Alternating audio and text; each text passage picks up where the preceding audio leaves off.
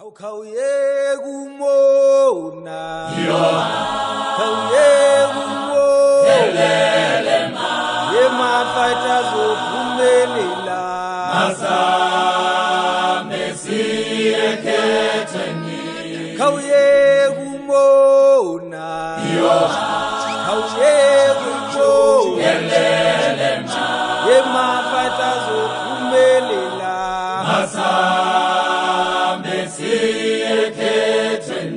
EFF ayikhole EFF ayikhole yemafatha zophumelela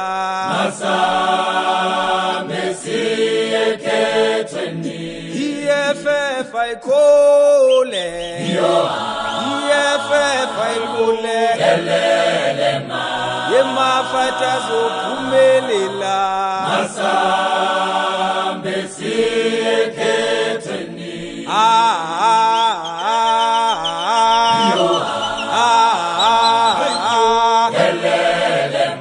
yemafatha zophumelela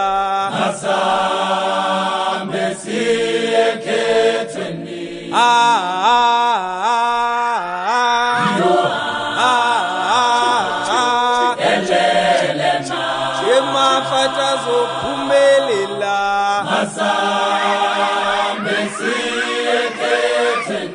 okawuyekubona kawuyekubona yemafatha zophumelela wena kawuyekubona kawuyekubona yemafatha zophumelela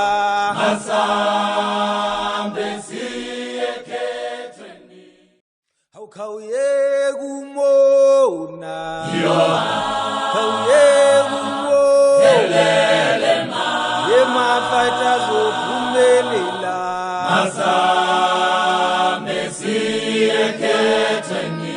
kawuyekubona kawuyekubona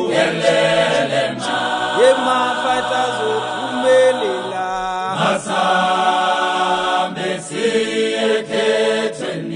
EFF ayikhole EFF ayikhole yemafatha zophumelela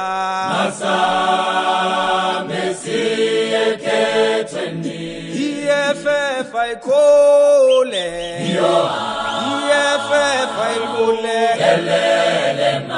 yemafatha zophumelela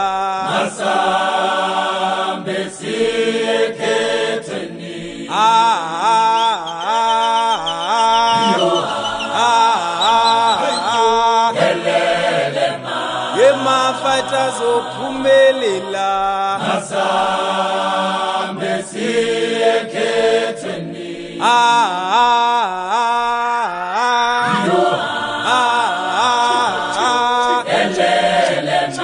yemafatha zophumelela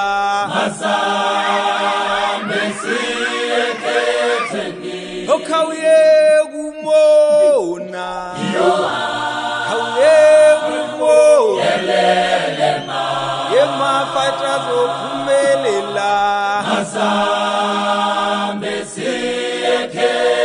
wena kawuyekubona kawuyekubona yemafatha zophumelela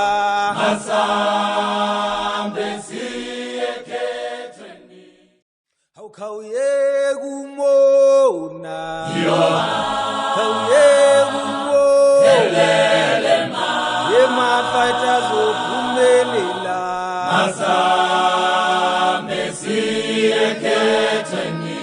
kawuyekubona kawuyekubona yemafatha zophumelela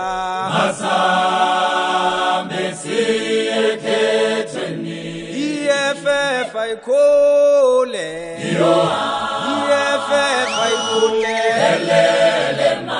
yemafata zophumelela masambe siyekhethweni EFF ayikhole EFF ayikhole yemafata zophumelela masambe siyekhethweni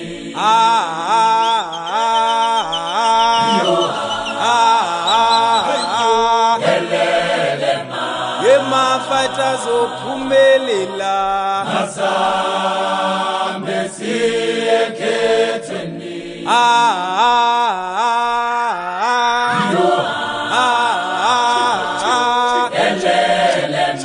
yemafata zophumelela masambe siyekhethweni okhawuye kumona khawuye kumona yemafata zophumelela masambe siyekhethweni wena khawuye kumona khawuye kumona yemafata zophumelela masambe siyekhethweni khawuye kumona khawuye kumona yemafata zophumelela masambe siyekhethweni khawuye kumona khawuye kumona yemafata zophumelela masambe siyekhethweni EFF ayikhole EFF ayikhole yemafata zophumelela masambe siyekhethweni EFF ayikhole EFF ayikhole yemafata zophumelela masambe siyekhethweni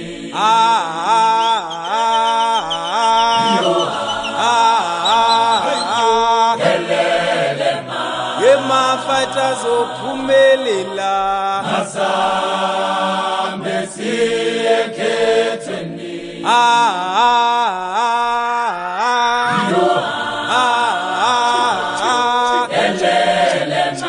yemafata zophumelela masambe siyekhethweni okhawuye kumona khawuye kumona yemafata zophumelela masambe siyekhethweni wena khawuye kumona khawuye kumona yemafata zophumelela masambe siyekhethweni khawuye kumona khawuye kumona yemafata zophumelela masambe siyekhethweni khawuye kumona khawuye kumona yemafata zophumelela masambe siyekhethweni EFF ayikhole EFF ayikhole yemafata zophumelela masambe siyekhethweni EFF ayikhole EFF ayikhole yemafata zophumelela masambe siyekhethweni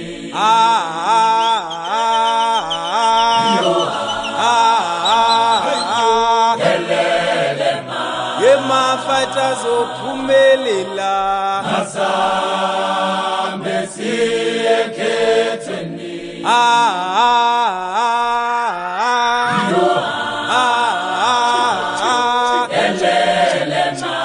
Mafata zophumelela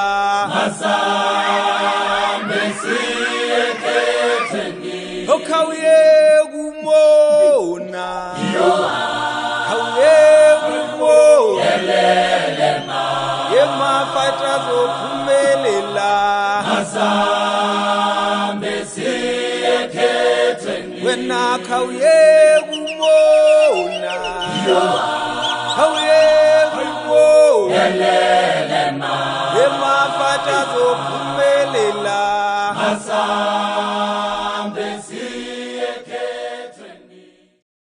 Kawuye kumona Kawuye kumona Mafata zophumelela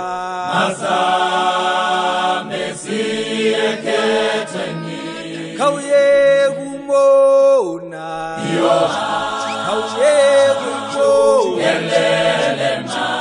Mafata zophumelela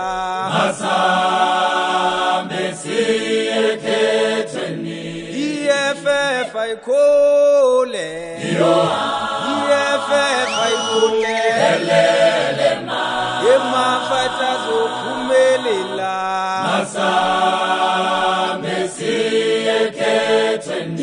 EFF ayikole EFF ayikole Mafata zophumelela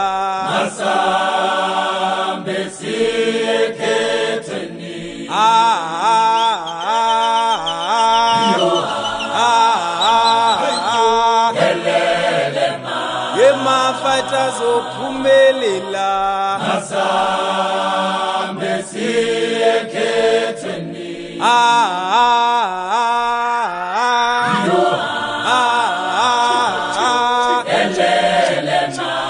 Mafata zophumelela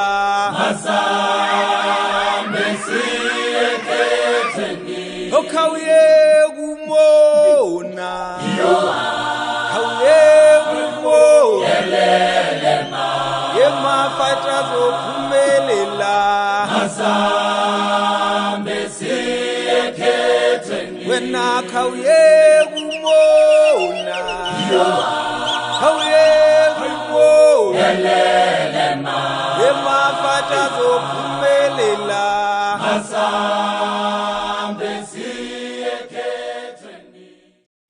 Kawuye kumona Kawuye kumona Mafata zophumelela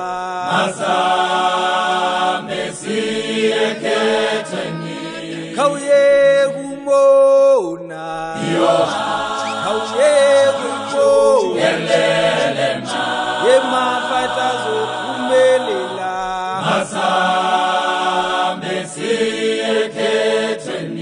EFF ayikole EFF ayikole Mafata zophumelela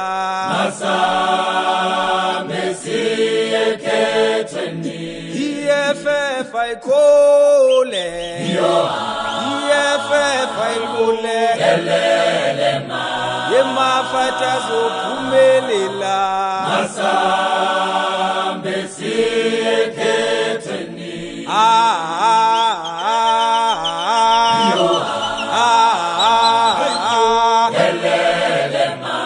Mafata zophumelela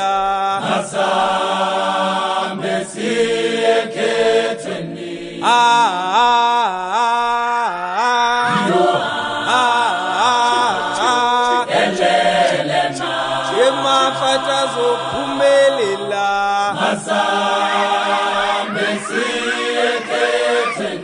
Okawuye kumona Kawuye kumona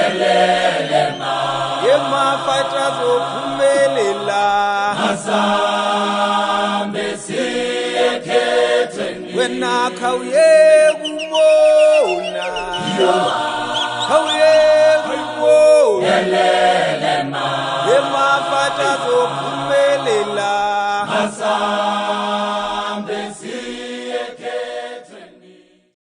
Khawuyeka umona Khawuyeka umona Yemafata zophumelela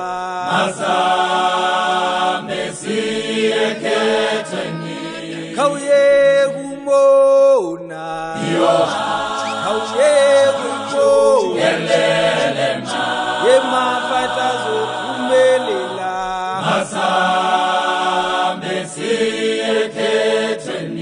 EFF ayikhole EFF ayikhole Yemafata zophumelela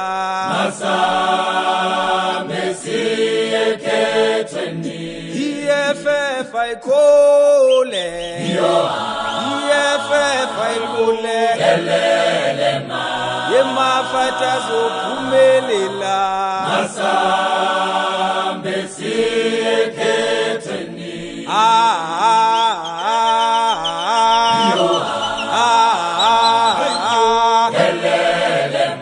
Yemafata zophumelela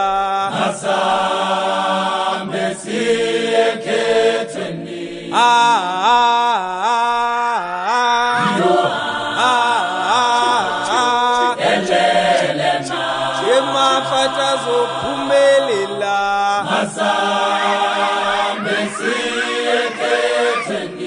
Khawuyeka umona Khawuyeka umona Yemafata zophumelela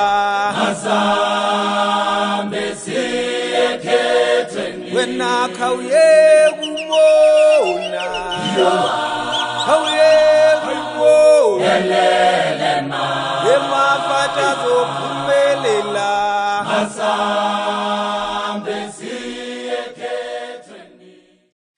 Khawuyeka umona Khawuyeka umona Yemafata zophumelela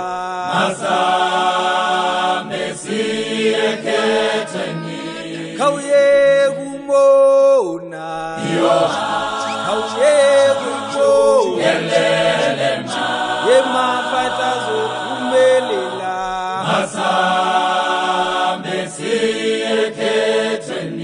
EFF ayikhole EFF ayikhole Yemafata zophumelela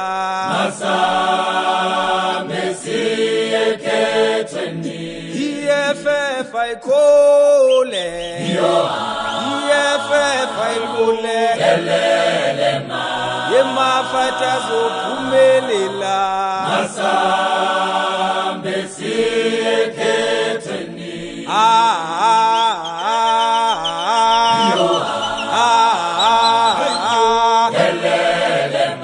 Yemafata zophumelela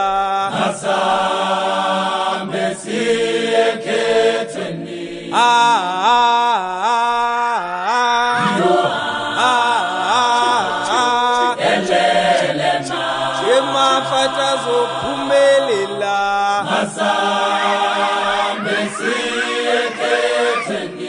Khawuyeka umona Khawuyeka umona Yemafata zophumelela Wena khawuyeka umona Khawuyeka umona Yemafata zophumelela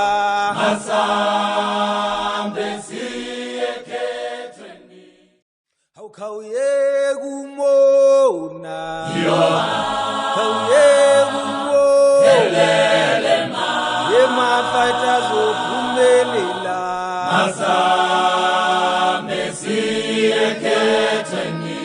Khawuyeka umona Khawuyeka umona Yemafata zophumelela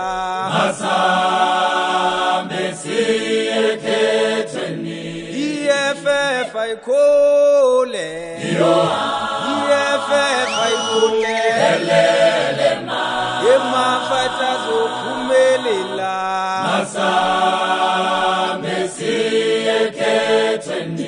EFF ayikhole EFF ayibule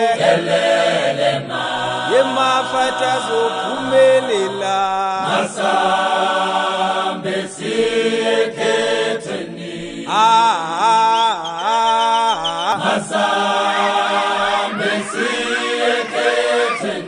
Okawuye kumona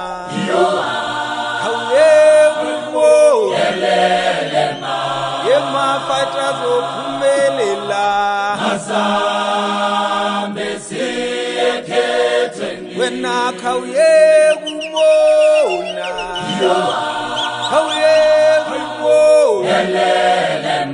yemafata zophumelela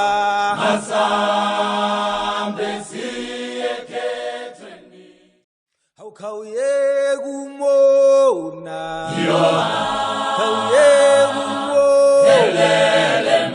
yemafata zophumelela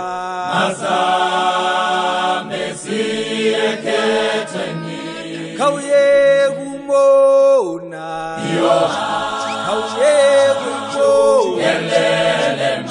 yemafata zophumelela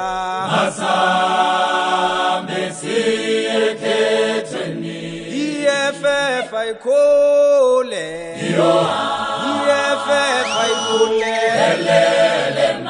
yemafata zophumelela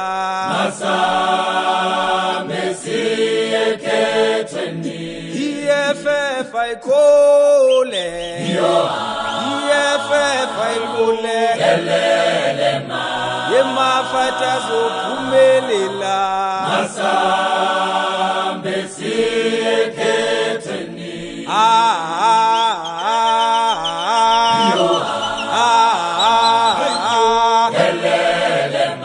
yemafata zophumelela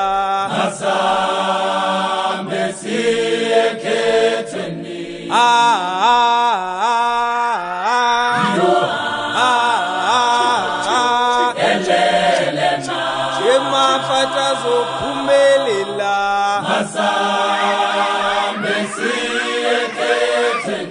okawuye kumona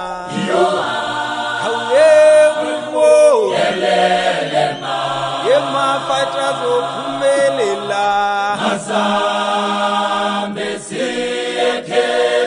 wena khawuye kumona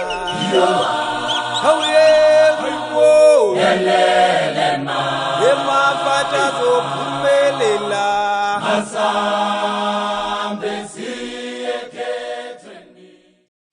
khawuye kumona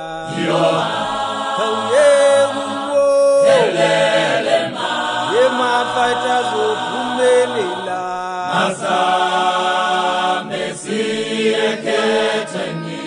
khawuye kumona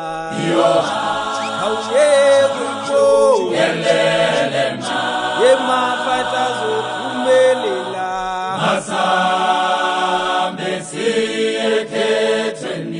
EFF ayikhole EFF ayibule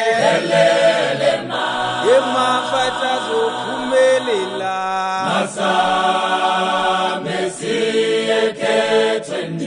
EFF ayikhole EFF ayibule yemafata zophumelela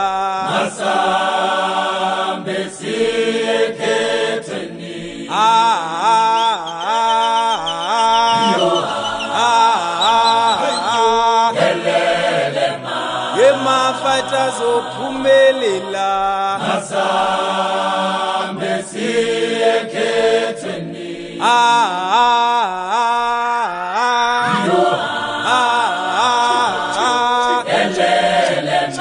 yemafata zophumelela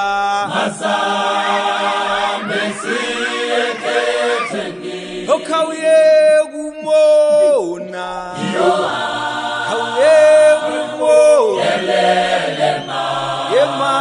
azophumelela asambe siyekhethweni wena khawuye kumona khawuye kumona emafata azophumelela asambe siyekhethweni khawuye kumona khawuye kumona emafata azophumelela asambe siyekhethweni khawuye kumona khawuye kumona emafata azophumelela asambe siyekhethweni EFF ayikhole EFF ayikhole emafata azophumelela asambe siyekhethweni EFF ayikhole EFF ayikhole emafata azophumelela asambe siyekhethweni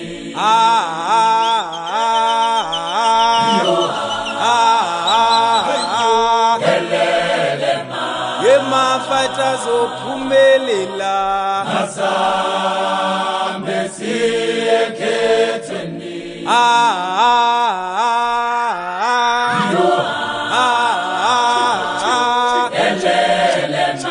emafata azophumelela asambe siyekhethweni khawuye kumona khawuye kumona emafata azophumelela asambe siyekhethweni wena khawuye kumona khawuye kumona emafata azophumelela asambe siyekhethweni khawuye kumona khawuye kumona emafata azophumelela asambe siyekhethweni khawuye kumona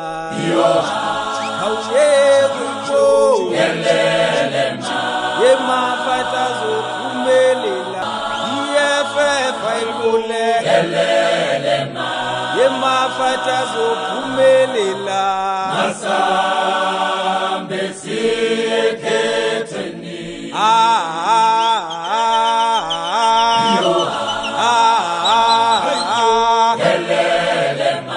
emafata azophumelela asambe siyekhethweni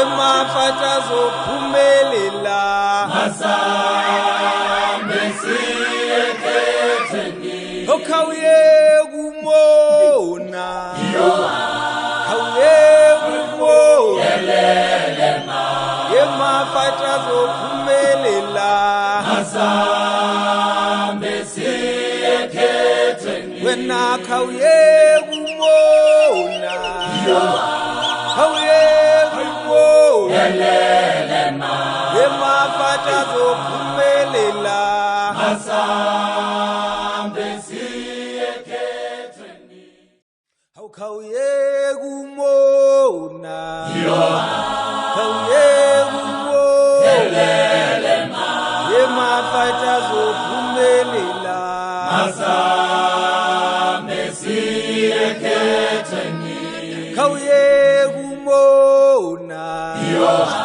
khawuye kumona emafata azophumelela asambe siyekhethweni EFF ayikhole EFF ayikhole emafata azophumelela uphumelela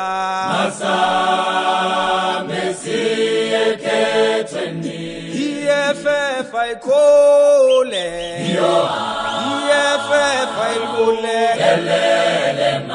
yemafata zophumelela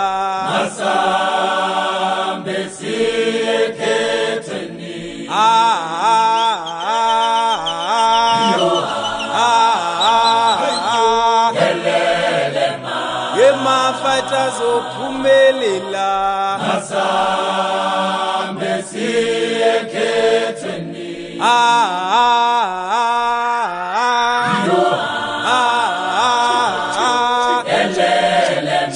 yemafata zophumelela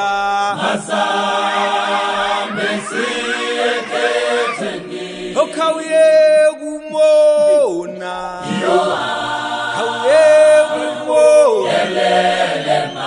yemafata zophumelela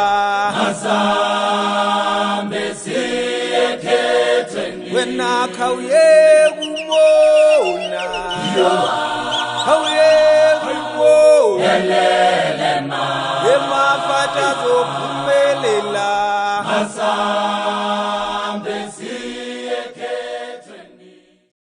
khawuye kumona khawuye kumona yemafata zophumelela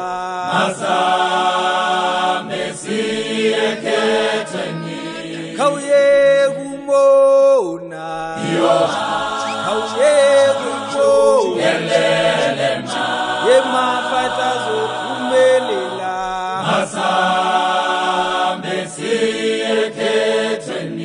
EFF ayikhole EFF ayikhole yemafata zophumelela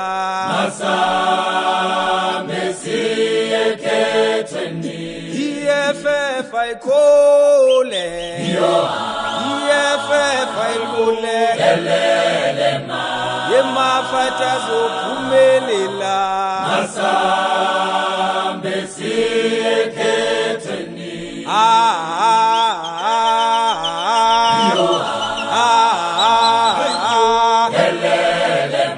yemafata zophumelela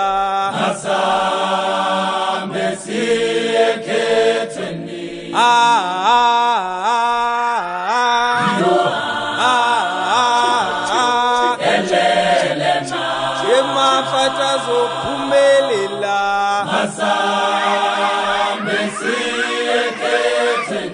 okhawuye kumona khawuye kumona yemafata zophumelela wena khawuye kumona khawuye kumona yemafata zophumelela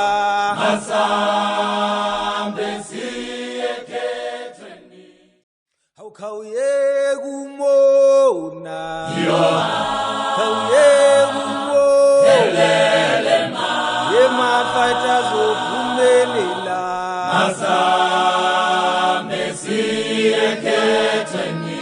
khawuye kumona khawuye kumona yemafata zophumelela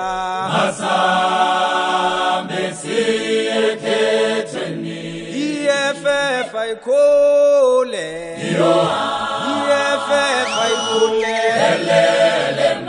yemafata zophumelela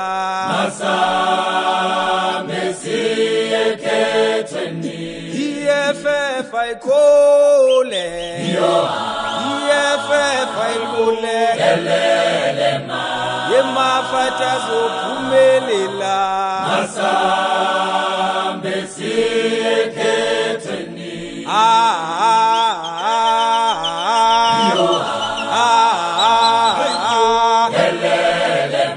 yemafata zophumelela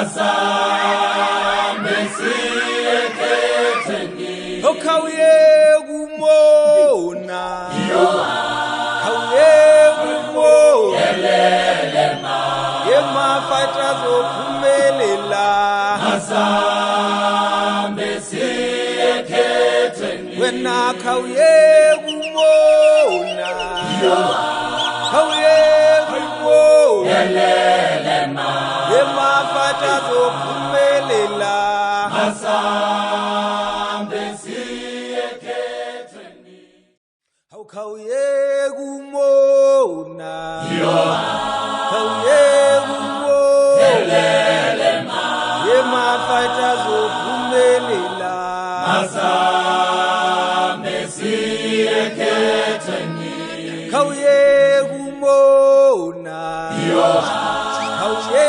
kumona Yemafata zophumelela Asambe siyeketheni EFF ayikhole EFF ayikhole Yemafata zophumelela Asambe siyeketheni EFF ayikhole EFF ayikhole Yemafata zophumelela Asambe siyeketheni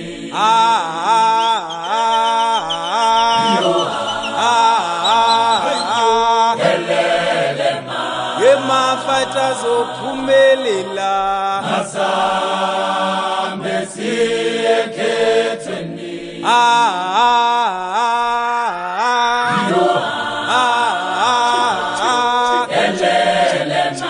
Yemafata zophumelela Asambe siyeketheni Okauye kumona Kauye kumona Yemafata zophumelela Asambe siyeketheni Wena kauye kumona Kauye kumona Yemafata zophumelela Asambe siyeketheni Kauye kumona Kauye kumona Yemafata zophumelela Asambe siyeketheni Kauye kumona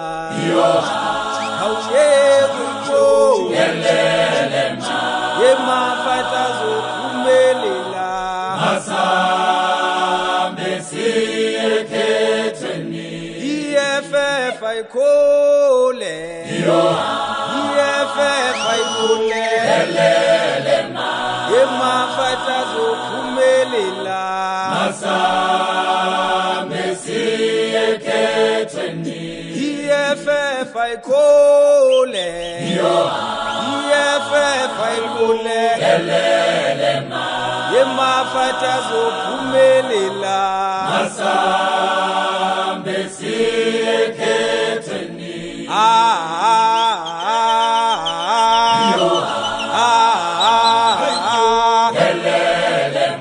Yemafata zophumelela Asambe siyeketheni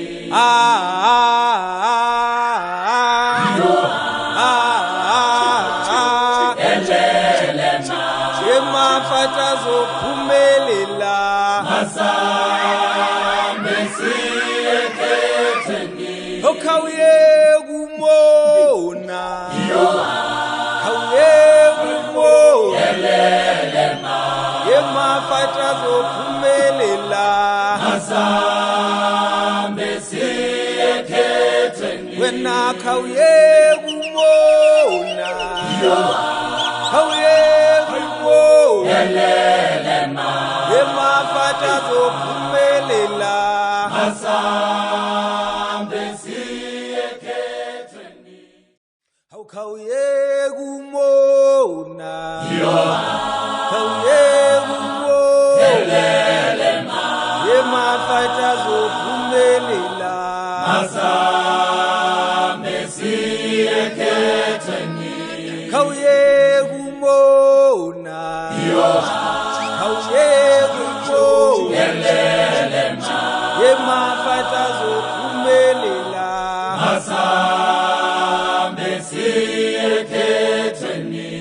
EFF I call EFF I call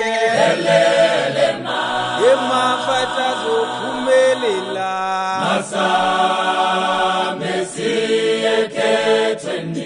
EFF I call EFF I call Yema fighters of Pumelila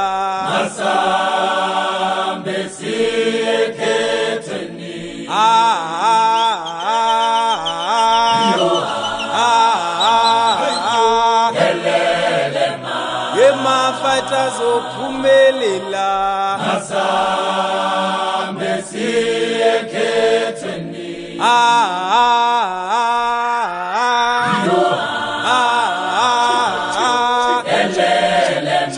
Yema fighters of Pumelila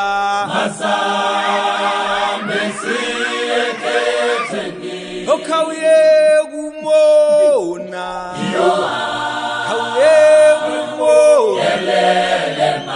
Yema fighters of Pumelila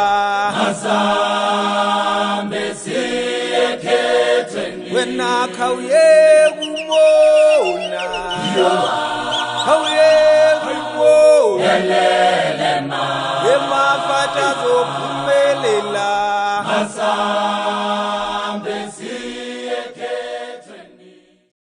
kauye gumona kauye gumona Yema fighters of Pumelila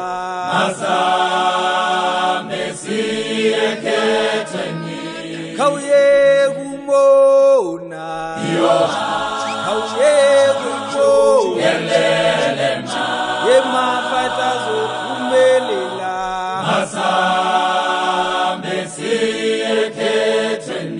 EFF I call EFF I call Yema fighters of Pumelila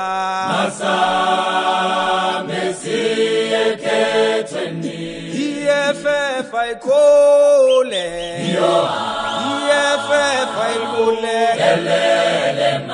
Yema fighters of Pumelila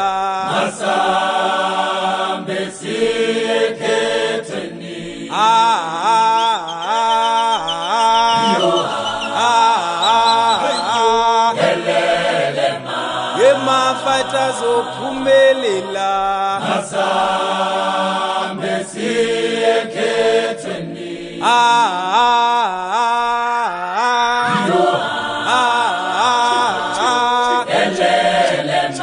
Yema fighters of Pumelila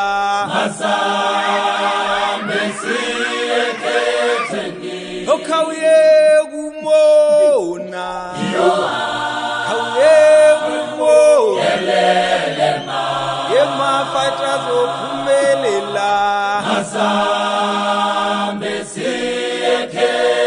When I kauye gumona kauye gumona Yema fighters of Pumelila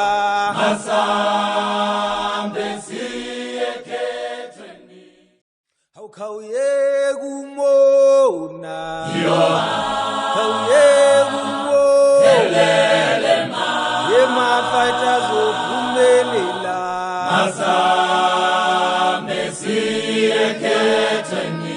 kauye gumona kauye gumona Yema fighters of Pumelila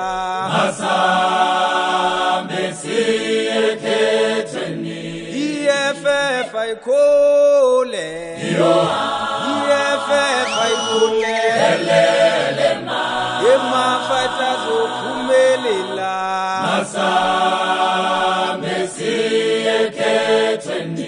EFF ayikole EFF ayikole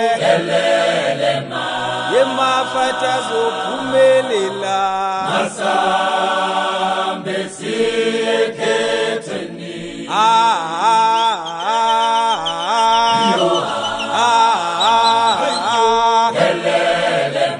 yemafata zophumelela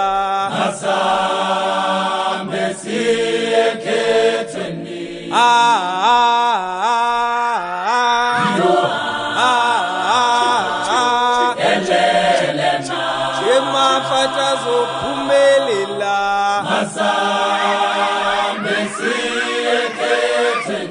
okhawuye kumona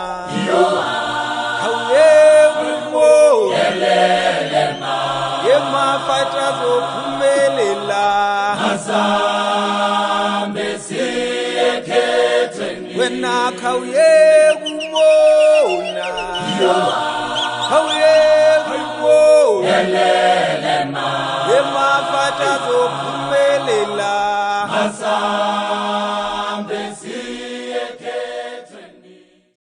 khawuye kumona khawuye kumona yemafata zophumelela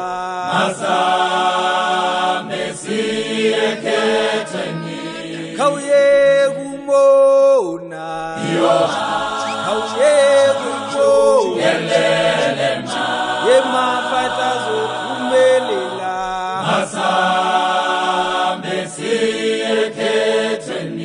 EFF ayikole EFF ayikole yemafata zophumelela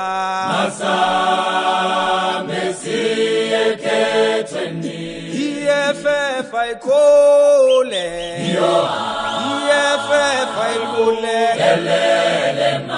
yemafata zophumelela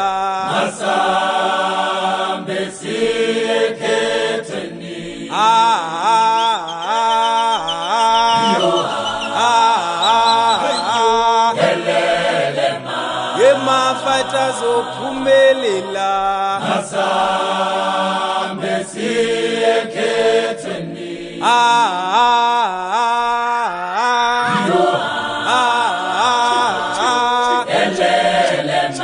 yemafata zophumelela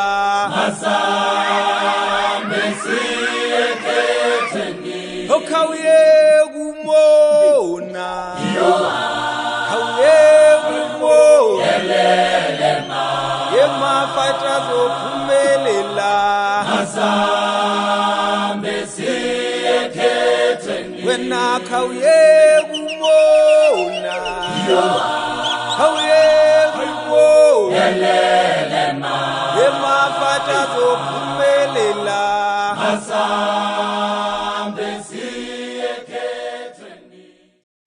khawuye kumona khawuye kumona yemafata zophumelela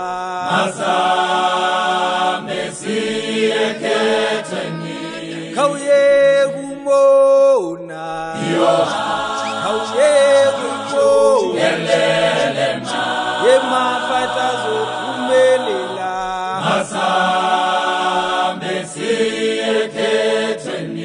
EFF ayikole EFF ayikole yemafata zophumelela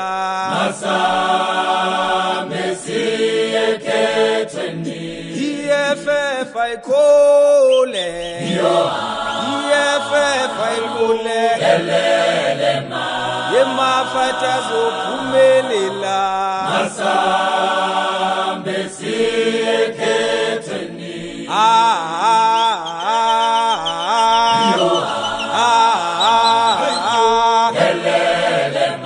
yemafata zophumelela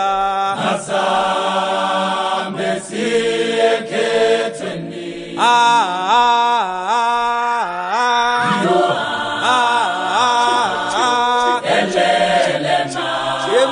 Yemafata zophumelela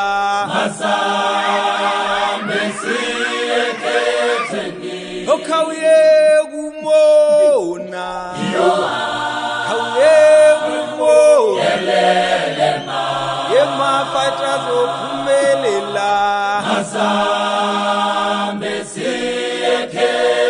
Wena khawuye kumona Khawuye kumona Yemafata zophumelela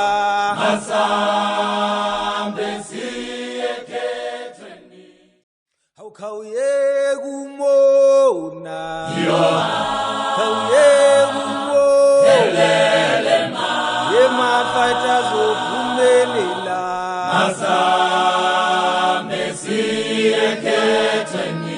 Khawuye kumona Khawuye kumona Yemafata zophumelela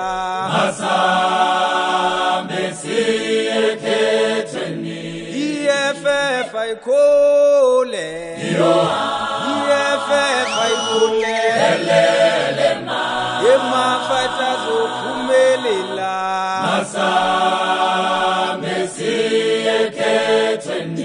EFF ayikole EFF ayikole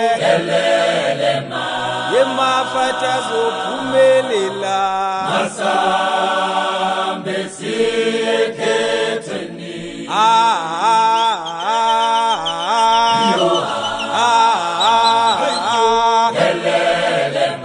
Yemafata zophumelela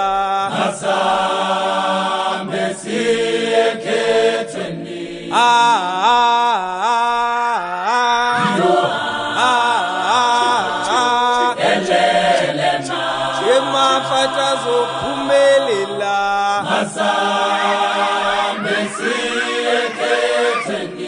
Khawuye kumona Khawuye kumona Yemafata zophumelela Wena khawuye kumona Khawuye kumona Yemafata zophumelela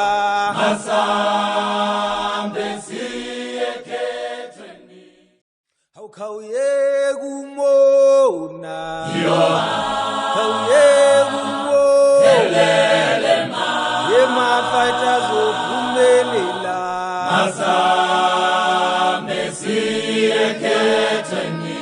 Khawuye kumona Khawuye kumona Yemafata zophumelela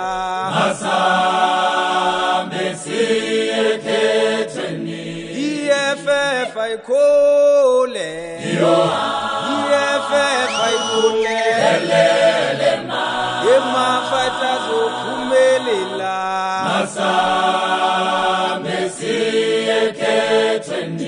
EFF ayikole EFF ayikole Yemafata zophumelela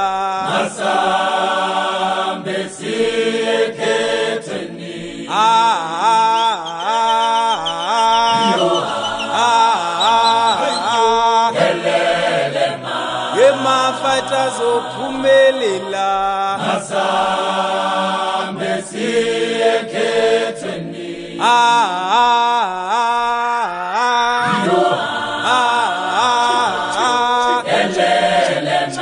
Yemafata zophumelela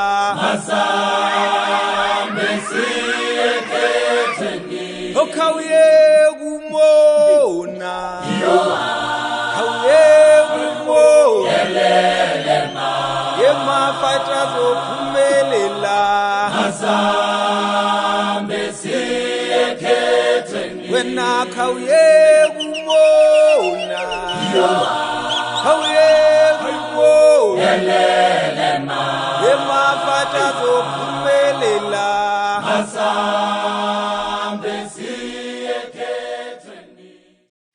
Awukawuyeki umona Awukawuyeki umona Yema fighters ophumelela Masambe siyeketheni Awukawuyeki umona Awukawuyeki umona Yema fighters ophumelela Masambe siyeketheni EFF ayikhole EFF ayikhole Yema fighters ophumelela Masambe siyeketheni EFF ayikhole EFF ayikhole Yema fighters ophumelela Masambe siyeketheni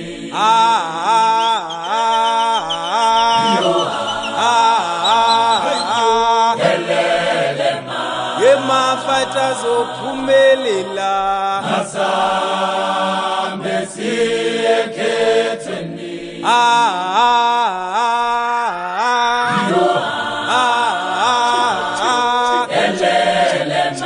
Yema fighters ophumelela Masambe siyeketheni Awukawuyeki umona Awukawuyeki umona Yema fighters ophumelela Masambe siyeketheni Wena awukawuyeki umona Awukawuyeki umona Yema fighters ophumelela Masambe siyeketheni Awukawuyeki umona Awukawuyeki umona Yema fighters ophumelela Masambe siyeketheni Awukawuyeki umona Awukawuyeki umona Yema fighters ophumelela Masambe siyeketheni EFF ayikhole EFF ayikhole Yema fighters ophumelela Masambe siyeketheni EFF ayikhole EFF ayikhole Yema fighters ophumelela Masambe siyeketheni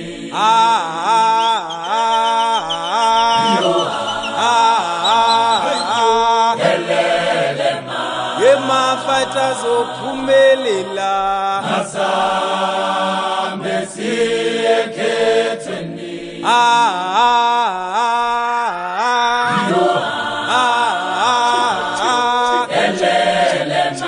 Yema fighters ophumelela Masambe siyeketheni Awukawuyeki umona Awukawuyeki umona Yema fighters ophumelela Masambe siyeketheni Wena awukawuyeki umona Awukawuyeki umona Yema fighters ophumelela Masambe siyeketheni Awukawuyeki umona Awukawuyeki umona Yema fighters ophumelela Masambe siyeketheni Awukawuyeki umona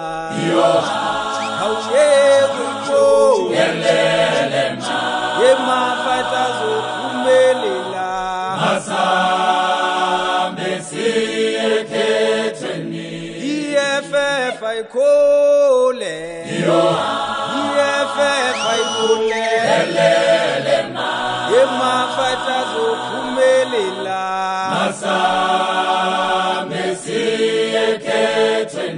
EFF ayikhole EFF ayikhole yemafata zophumelela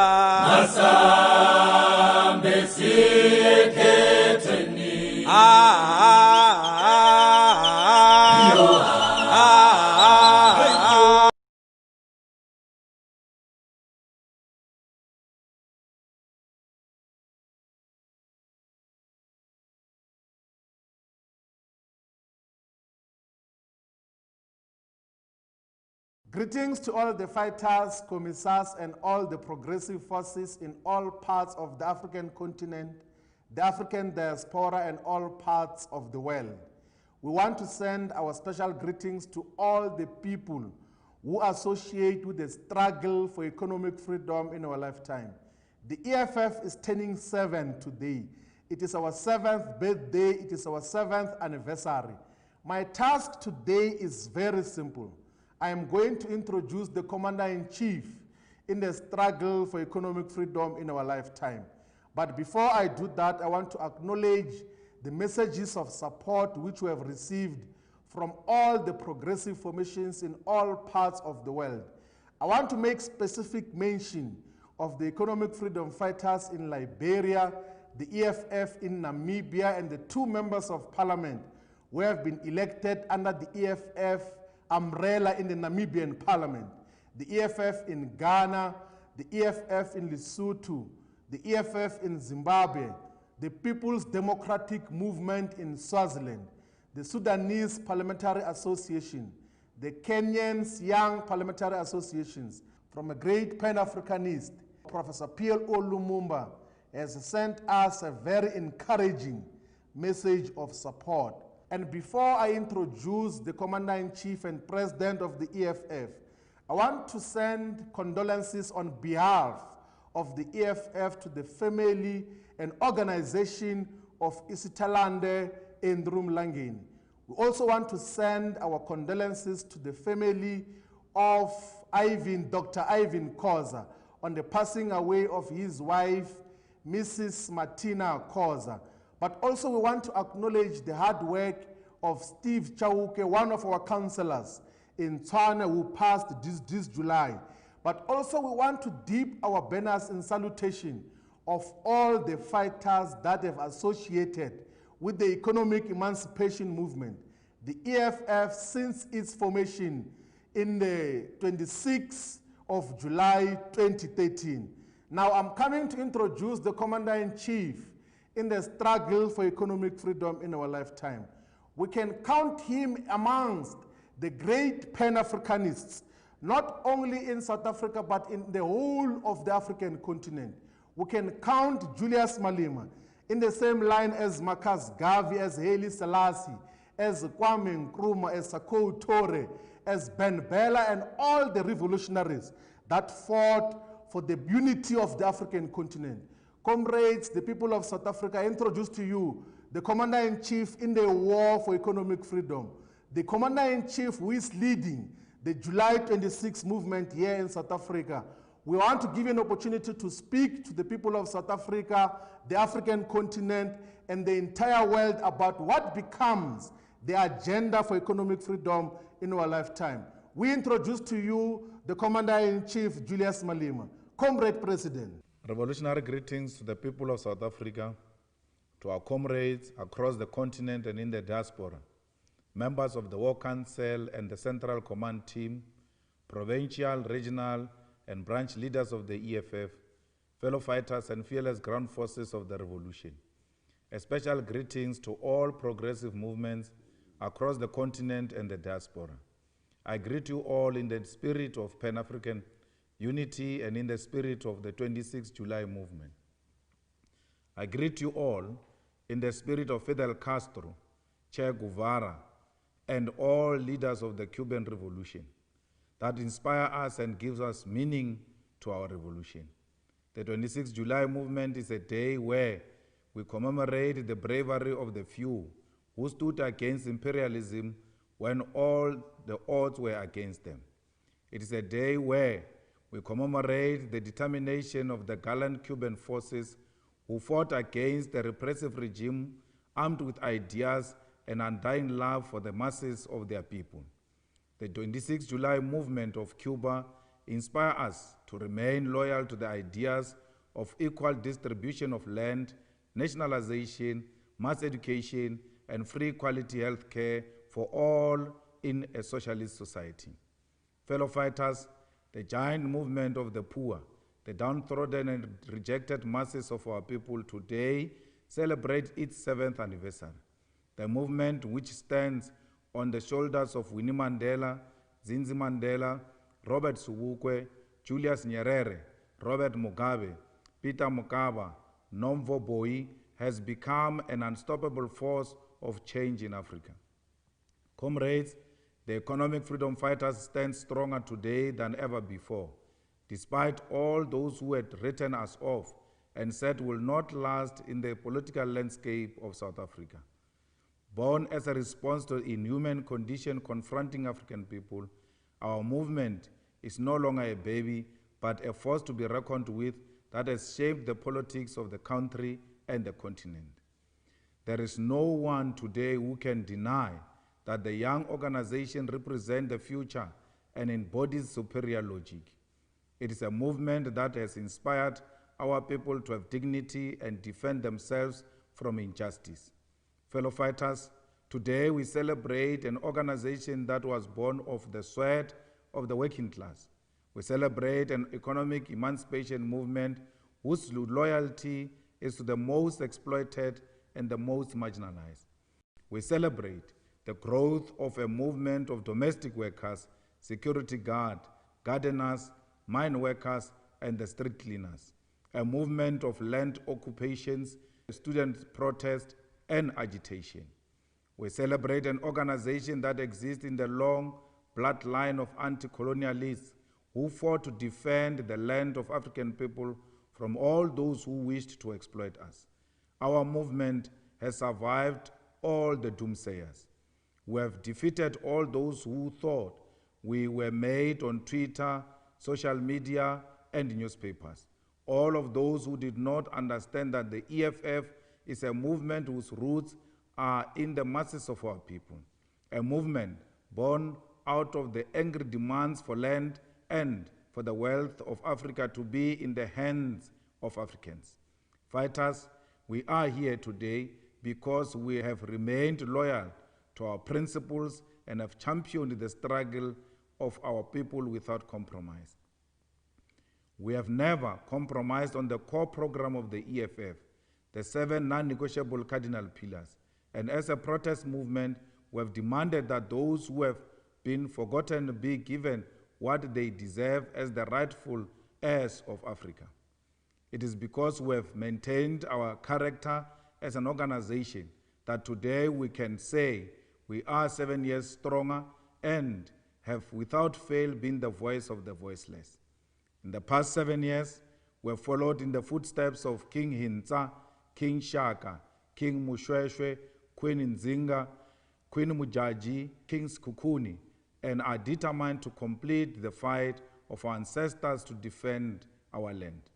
We are a movement that has revolved that we must break the hypnotizing of 1994 that has made us accept a fake unity in this country while our economy remains in the hands of our oppressors. Fellow fighters, today we celebrate an organization that carries the struggle for land in its blood to commemorate 7 years of fearlessness and dedication to the cause for economic freedom. We have been through great challenges and great successes, but we declare without fear or favor that the EFF will make it to a decade of championing the struggle of our people and defending the dignity of a black child. Comrades, the economic freedom fighters is a product of history and the struggle of our people.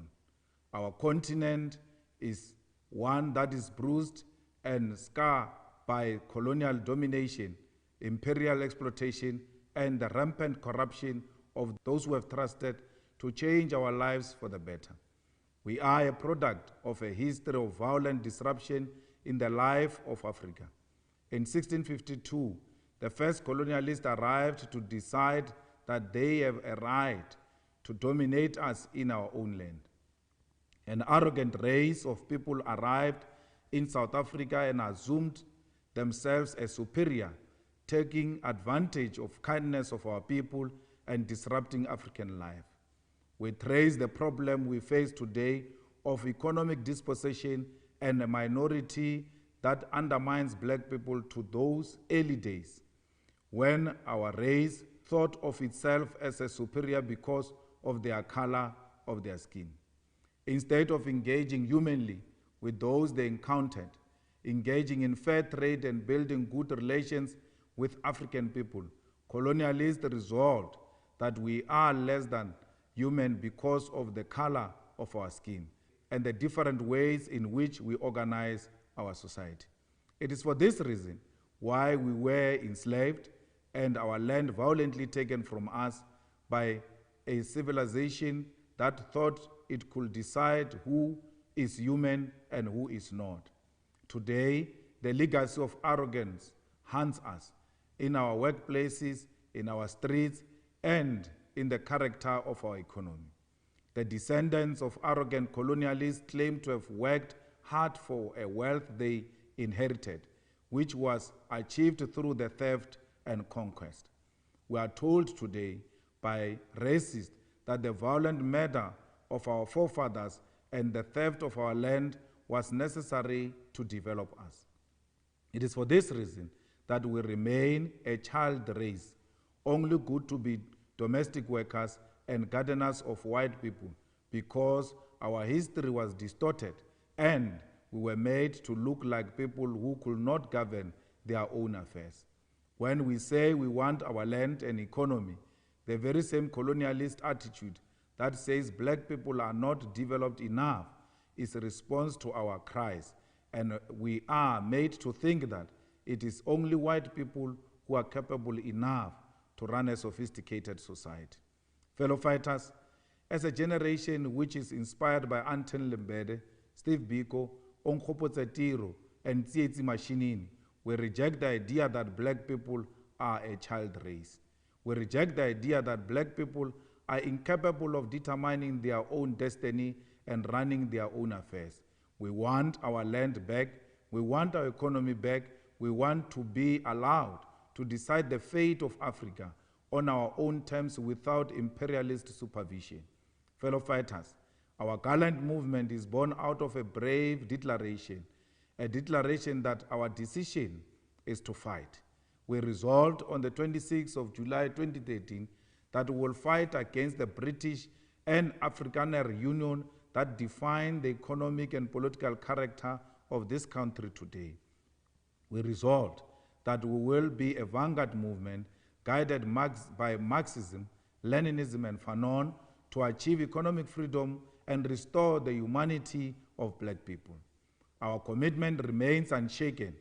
As a political party which is styled as a protest movement, we continue to carry the hopes and the inspiration of the forgotten masses of our people. We are the spear of hope for all Africans, and our political program is shaped by our 7 non-negotiable cardinal pillars. We reaffirm our commitment to these cardinal pillars as a pragmatic agenda to achieve material and spiritual liberation of our people. And these are expropriation of South Africa's land without compensation for equal redistribution in use, nationalization of mines, banks, and other strategic sectors of the economy without compensation, build a state and government capacity which will lead to the abolishment of tenders, free quality education, healthcare, houses, and sanitation, massive protected industrial development to create millions of sustainable jobs, including the introduction of minimum wages in order to close the wage gap between the rich and the poor, close the apartheid wage gap, and promote rapid career path for Africans in the workplace. Massive developments of the African economy and advocating for a move from reconciliation to justice in the entire continent. Open, accountable, corrupt-free government, and society without fear of victimization by state agencies. It is through these cardinal pillars that economic freedom fighters will effect meaningful change in this country and the continent. We will continue to do this by waging struggles in the corridors of parliament and in the dusty streets of our communities as a movement of the poor and the downtrodden. The reality is, the liberation movement no longer has the imagination or capacity to lead South Africa. It has become the desk of white monopoly capital that appoints different managers every 5 years to manage the affairs of the rich at the expense of the poor. The former liberation movement no longer has any coherent program of action to change the conditions of our people and have sold their duties of governing this country to the highest bidder. Year after year, those who are in government today constitute factions in order to fight for their turn to eat and disregard the lives of our people. These are no longer any politics. It has become about self-enrichment and personal advancement while our people remain in poverty. Political power in the control of the post-1994 government is meaningless, as it has not come with economic freedom. The government of the day has not used its political power to win the battles that began during the wars of dispossession, and it has shown no intention that it will do so. Instead, the post-1994 government has played an active role in reproducing the inequality and imbalances of the past by not doing anything to transform the economy and being active participants in maintaining the status quo. The hospitals of South Africa are in a state of collapse and have been for a very long time. We have seen more so during this COVID-19 crisis that the former liberation movement has not built hospitals that can cater for the general population. The schools of South Africa still operate on logic of separate development, with schools in white areas having adequate infrastructure while children of black people drown in pit toilets. Black people continue to live in apartheid reserves, in shacks on top of one another, while white people exist in different countries of privilege and dignity. There is a general degeneration in South Africa, and the EFF is alive today to correct that historical mistake. Over the past 7 years, it has been the EFF that has bravely called out the mediocrity we have been subjected to. While the ruling party calls on the masses of our people to be loyal to them because of the struggle against apartheid, the EFF has been able to reveal a better future and offer sustainable solutions. The economic freedom fighters has represented those who had lost hope and is today the only reliable alternative to change the lives of our people. Fellow fighters, our history is that of aggressive war against capital and corruption. We launched an aggressive campaign with a March for Economic Freedom in 2015. This saw us confronting the South African Reserve Bank, the Chamber of Mines, and the Johannesburg Stock Exchange combined, sending shock to the very foundation of white monopoly capital. The EFF has been at the forefront of struggle to defend the rights and dignity of women and the LGBTQI+ community, drafting legislation and demanding substantial transformation in the judiciary to address gender-based violence. It is the women of the EFF who year in, year out march in their thousands in Johannesburg to the Constitutional Court, demanding that there be a review of how the courts and police station handle cases related to gender-based violence in South Africa. In KwaZulu-Natal, a province with one of the highest political assassination rates in the world, it is the EFF that has led numerous mass-based protests against political killings. It is us fighters who have attended every court case of every racist that has either put our people in coffins, has shot our children in farms, or has harmed our children in toilets. Even when we have been called hooligans and painted with a dirty brush by the media and racist apologists, the EFF stood alone to say that a murderer like de Klerk cannot be a guest in a democratic parliament. It is the EFF that defended the dignity of the Kretdog 4 and the people of Wipato when we were arrogantly told that a president of apartheid must be honored by a democratic society. Today, many join the EFF in condemning de Klerk, and history absolves us while we are still alive. Our fight against racism has been consistent and both structurally and against any individual acts that rear their ugly heads. It was the EFF that exposed the billions lost by South Africa due to profit shifting, base erosion, and tax avoidance by white corporate South Africa. It is through the work of our organization that the expensive independent power producers were revealed as a money-making scheme of capitalists at the expense of the state and taxpayers.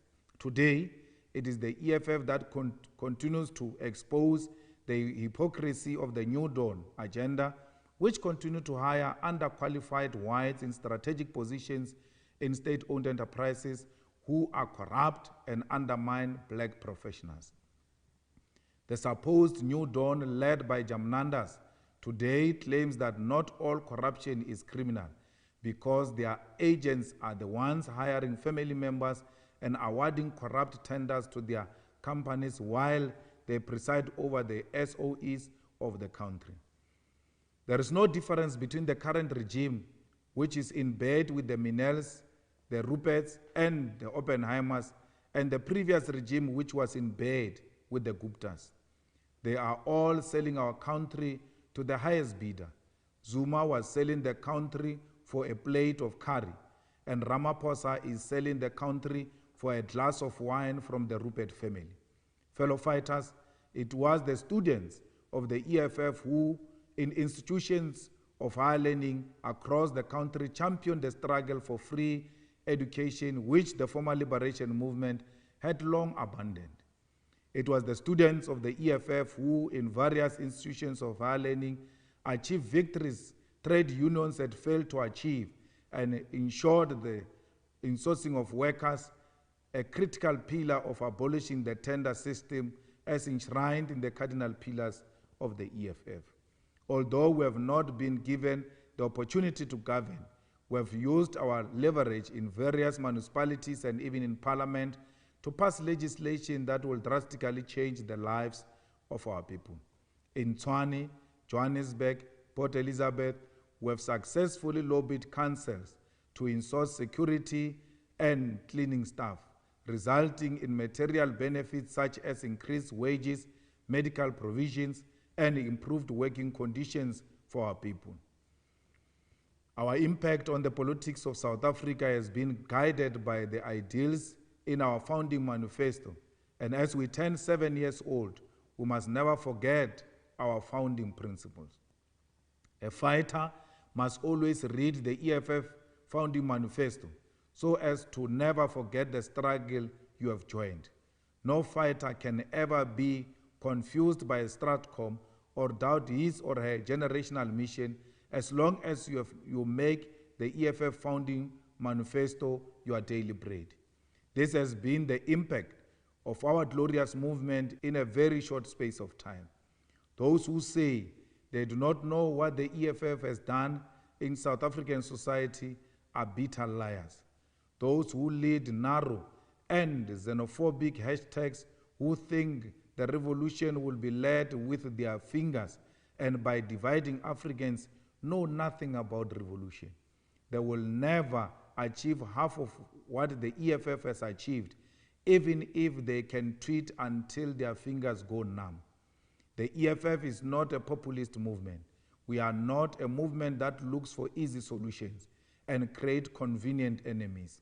We are a movement that has identified the enemy of the poor and dejected masses, and that enemy can never be a fellow poor African brother or sister.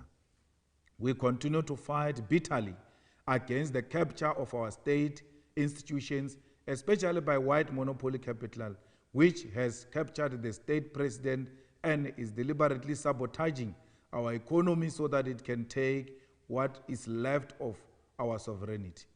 It is in our history to fight against injustice corruption, and capture of our country. It is in our history to fight for those who cannot fight for themselves. In just 7 years of existence, we have achieved more victories for the working class and for the people of South Africa more than any other political party. This is what separates us from opportunistic and goals that seeks to take advantage of the desperation of our people. The EFF's achievements are part of the record of history. The EFF's motion of the amendment of Section 25 of the Constitution was adopted on the 27th of February 2019 and started a process which included wide-ranging constitutional review committee, consultation, and tabling of report that agreed that there should be amendment of the Section 25 of the Constitution to permit for expropriation of land without compensation. The EFF motion of no confidence against the former president formed the basis of a deliberation and discussions that culminated in him resigning as a president of the Republic of South Africa, bringing to an end the rule by the criminal syndicate that had gained control of key state institutions. The EFF has made politics popular, in particular Parliament, and more people now watch Parliament channel than ever before. The EFF got former president to pay back the money spent on non-security related upgrades at his home state. The EFF championed parliamentary debates in solidarity with Fees Must Fall activists and called for the release of all those who were arrested and suspended from institutions of higher learning. The EFF supported those who were involved in court cases, those who were awaiting trial in prison, and those who continue to be sentenced. The EFF protected and continue to protect the independence of the Office of the Public Protector, which today is subjected to underfunding and negative media campaigns by the establishment. The EFF introduced secret ballot in Parliament as a method of holding the sitting president accountable. The EFF used its parliamentary participation to table the following laws and/or initiated process to draft the following bills which will change the economic architecture of South Africa to benefit ordinary South Africans. The National Health Amendment Bill, which will ensure that all clinics in South Africa are open 24 hours. The Insourcing of All Government and State Entities Bill, which will result in the insourcing of all workers who provide constant services to government and state companies. The illegalization of alcohol advertisement bill, which will end the celebration and promotion of alcohol consumption in South Africa. The nationalization of the South African Reserve Bank bill, which will discontinue private ownership of the central bank. The EFF made substantial policy submission on base erosion, tax avoidance, and profit shifting, and transformation of the financial services sector. The EFF in Johannesburg tabled a motion that got more than 7,000 workers insourced as full-time employees, and all of them had their salaries increased from 2,500 to above 7,000 per month with full employee benefits. The EFF Student Command, working with the EFF mother body, got more than 100,000 students registered in many universities through walk-ins campaign, and the Sizofunda Genkani program we undertook in 2018 and continues on a yearly basis. The EFF caucus in the Free State Legislature exposed Estina Frede dairy farm corruption and maladministration. The EFF caucus tabled a motion of land expropriation without compensation, which was adopted and has led to the farmland release program of the Ekurhuleni municipality, a program that gives farmers the opportunity to lease land owned by the state for farming purposes. EFF caucus in the provincial legislatures tabled motion to ban labor brokers, and it was adopted by the houses. Most importantly, we have been able to build a national organization represented by the fact that we exist in more than 90% of wards in South Africa, and We have councillors in 84% of municipalities in all provinces and are the official opposition in 3 provinces. The EFF is the only major political organization that grew significantly between 2014 and 2019. All of this was achieved in the space of 7 years, with branches and members of the EFF assisting in the day-to-day struggles of our people. The impact of the EFF goes beyond a public record.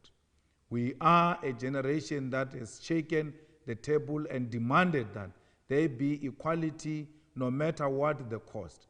We have said enough with feeding our people crumbs. Our people deserve dignity. Our people deserve to be in control of the wealth of the land of their forefathers and mothers.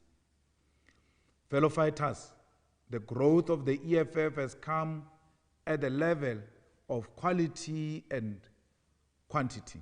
From the fateful day in Uncle Tom's Hall in Soweto, where delegates from across the country heeded the call to build a vehicle for economic emancipation, the character of politics in South Africa changed for the better.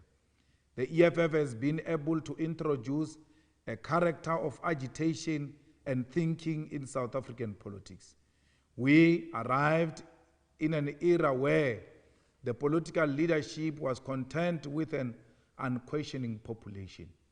We arrived in a parliament of sleepists who were sitting on their brains and unable to think about the future of this country and the continent. We have brought qualitative thinking around the problems facing our economy and our country, not only in South Africa, but in the continent. Our growth internally has been qualitative, and we have introduced developmental thinking in our country that was drowning in failing neoliberal policy. On the economy, we are the ones that said there must be an introduction of legislation that compels all asset managers to place a minimum of 30% of their investments in the productive economy and not speculative markets. There must be an enforcement of domestic beneficiation of minimum of 50% of natural resources extracted in South Africa. A new railway system must be built to support industrialization. In pursuit of regional and continental economic integration in a manner that will qualitatively and quantitatively expand economic activities and intra-trade in South Africa, the SADC region, and the entire African continent. There must be a supporting of industrial activities, particularly manufacturing activities, in areas that currently do not have significant industrial and manufacturing capacity and activities in order to curb the mass migration into Johannesburg and Cape Town. On jobs, it was the EFF that said there must be a creation of jobs through industrialization, diversification, and the production of basic goods locally, such as glasses, washing products, electronics, furniture, and geysers. A creation of jobs across the entire South African food chain by building sustainable food processing zones that will supply food items to other parts of the world, particularly to the rest of Africa, China, Latin America, and India. A declaration of various special economic zones all over South Africa and provision for investors of tax incentives and factories building allowance on the condition of the employment of a minimum of 2,000 people in a sustainable manner. Passing legislation that will ensure that all government departments and all public institutions spend 50% of their procurement budgets on youth-owned businesses. Ensure that a minimum of 40% of budget allocation to government departments in all spheres of government is specifically set aside for the youth empowerment and upliftment. On education, we are the ones that said there must be an introduction of free decolonized education, advancing topics that pertain to indigenous knowledge, sovereignty, and economic freedom in the curricula. An increase in the use of information and communication technology in teaching to improve computer literacy. Massive infrastructure development of schools through the establishment of computer labs, provision of clean water, and abolishment completely the system of pit toilets in schools. Establishment of a central register and verification system that will link information between institutions of higher learning, Home Affairs, the South African Social Security Agency, and all relevant social development departments in order to protect the dignity of students from performing their poverty in order to receive assistance. Establishing of satellite campuses in strategic economic zones to ensure localized development and cap migration of skilled young people to metropolitans such as Johannesburg and Cape Town. On healthcare, it was the EFF that said there must be a modeling of our healthcare system towards the Cuban model, with a prioritization of primary healthcare under the pillars of prevention, promotion, and education on healthcare. 24-hour integrated post-sexual trauma centers in all district hospitals for aged medical, forensic, and psychological and social assistance. An investment in ambulance production plants in South Africa to provide ambulances to all hospitals. The building of state-owned health mechanical services workshop with technicians which will prioritize all machines and equipment in district hospitals. The building of a state-owned pharmaceutical company to ensure that we are not at the mercy of global capital to combat infection diseases and deadly viruses. On energy, it was the gallant movement that said all unproductive and exploitative contracts with independent power producers must be cancelled. The private ownership of Sasol and Metal Steel must be discontinued, and they must be provided with concrete developmental mandate to contribute to the rapid sustainable industrial development of South Africa. To avoid the current situation of undermining of professionals and mismanagement seen under Jamnandas, Eskom should not have a single ministry as a shareholder representative.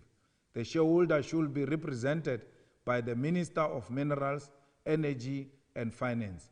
Where possible, the PIC loan to Eskom should be converted into equity, and the PIC should have direct shares and say in the running of the company. To avoid the current corruption and compromising of the finances of Eskom, seen as a result of corruption of Eskom COO, government should assemble a highly skilled panel of engineers from all over the world to investigate the delay in the completion of the two major power stations, Medupi and Kusile.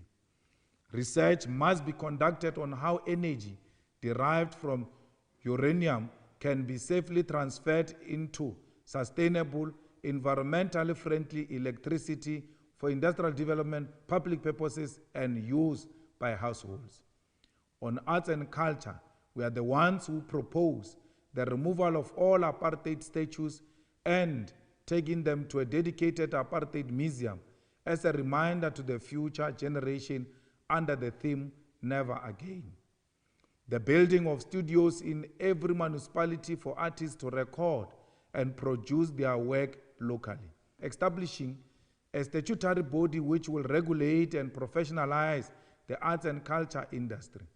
Establishing a state non-profit music distribution and production company which local artists can use to produce and distribute their music, which will also provide legal services to artists so that they can reclaim their ownership of their material from record companies.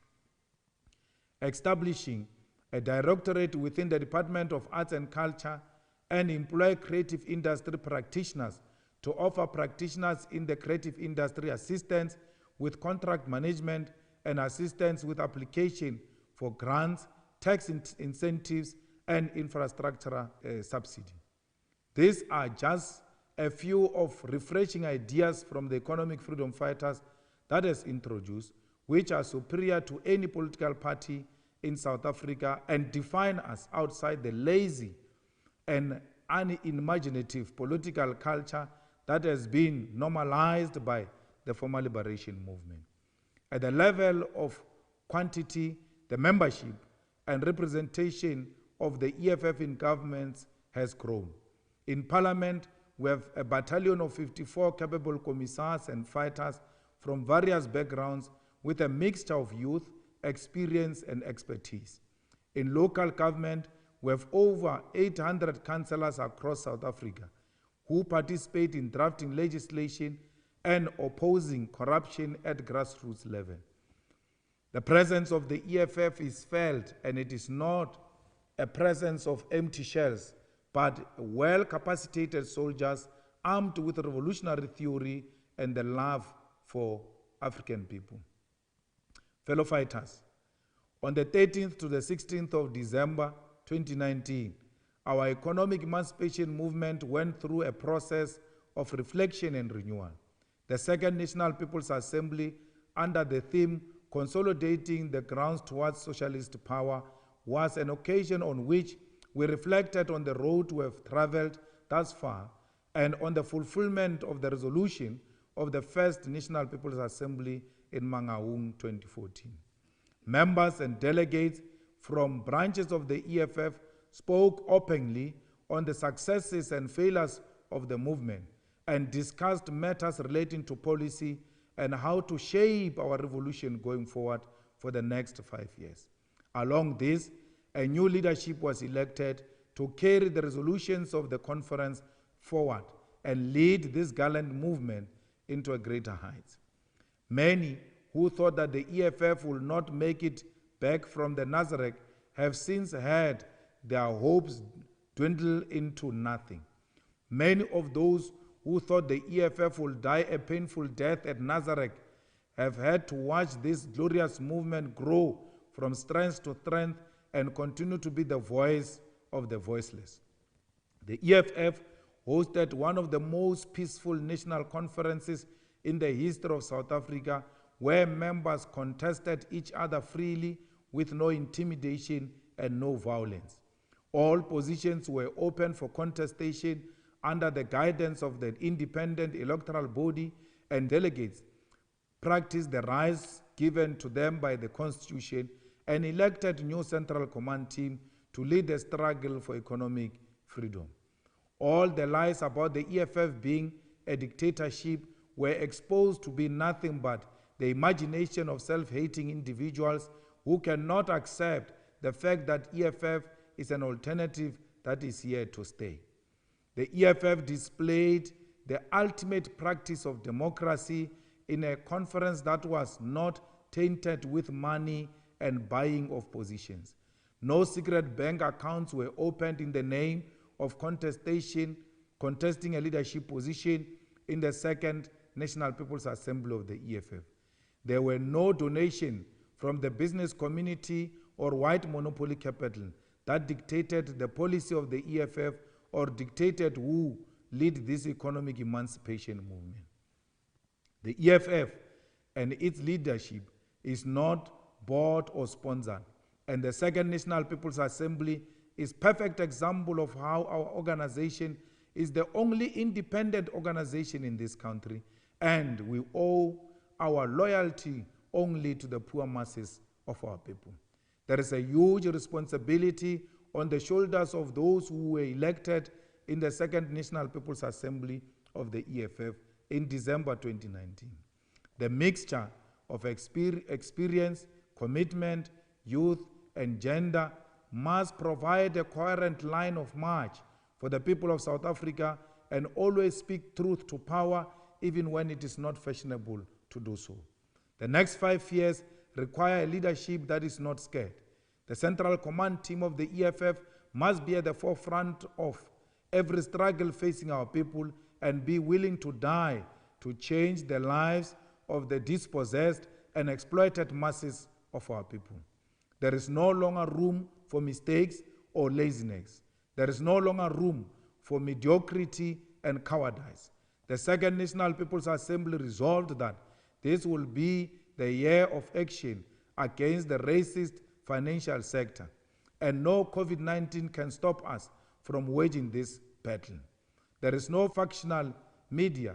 There is no manufactured attack on the EFF leadership that will stop us from fulfilling the mandate of that assembly.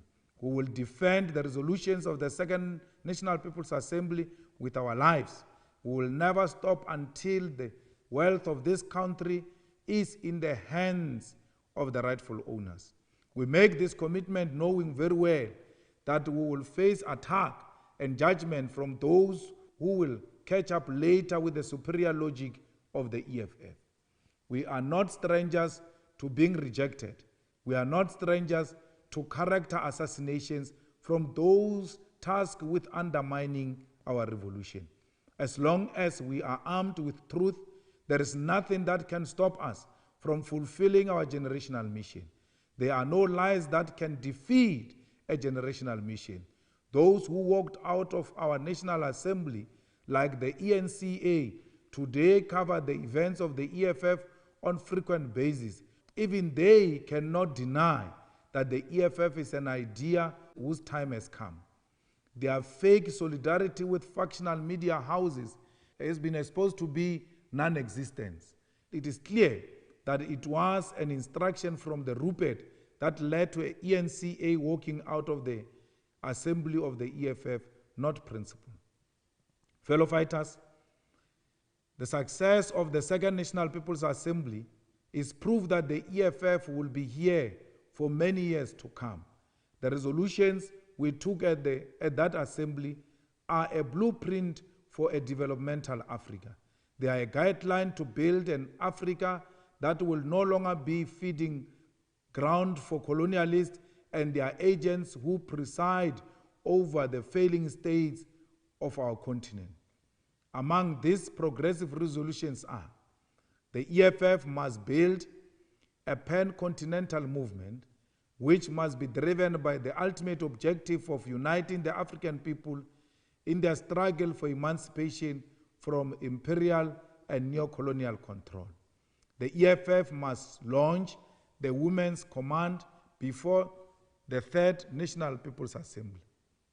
The EFF must build Winnie Madikizela Mandela Combined School, the school which will accommodate brilliant pupils who come from poor background and who have also lost their parents as a result of HIV and AIDS.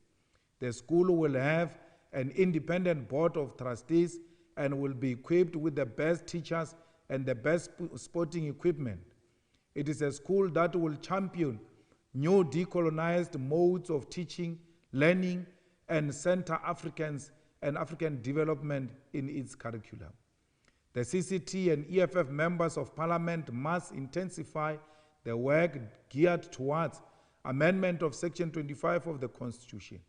This amendment must emphasize the abolishment of private ownership of land and transfer of the land as a whole to the people, and that the state must hold this land in custody on behalf of the people as a whole.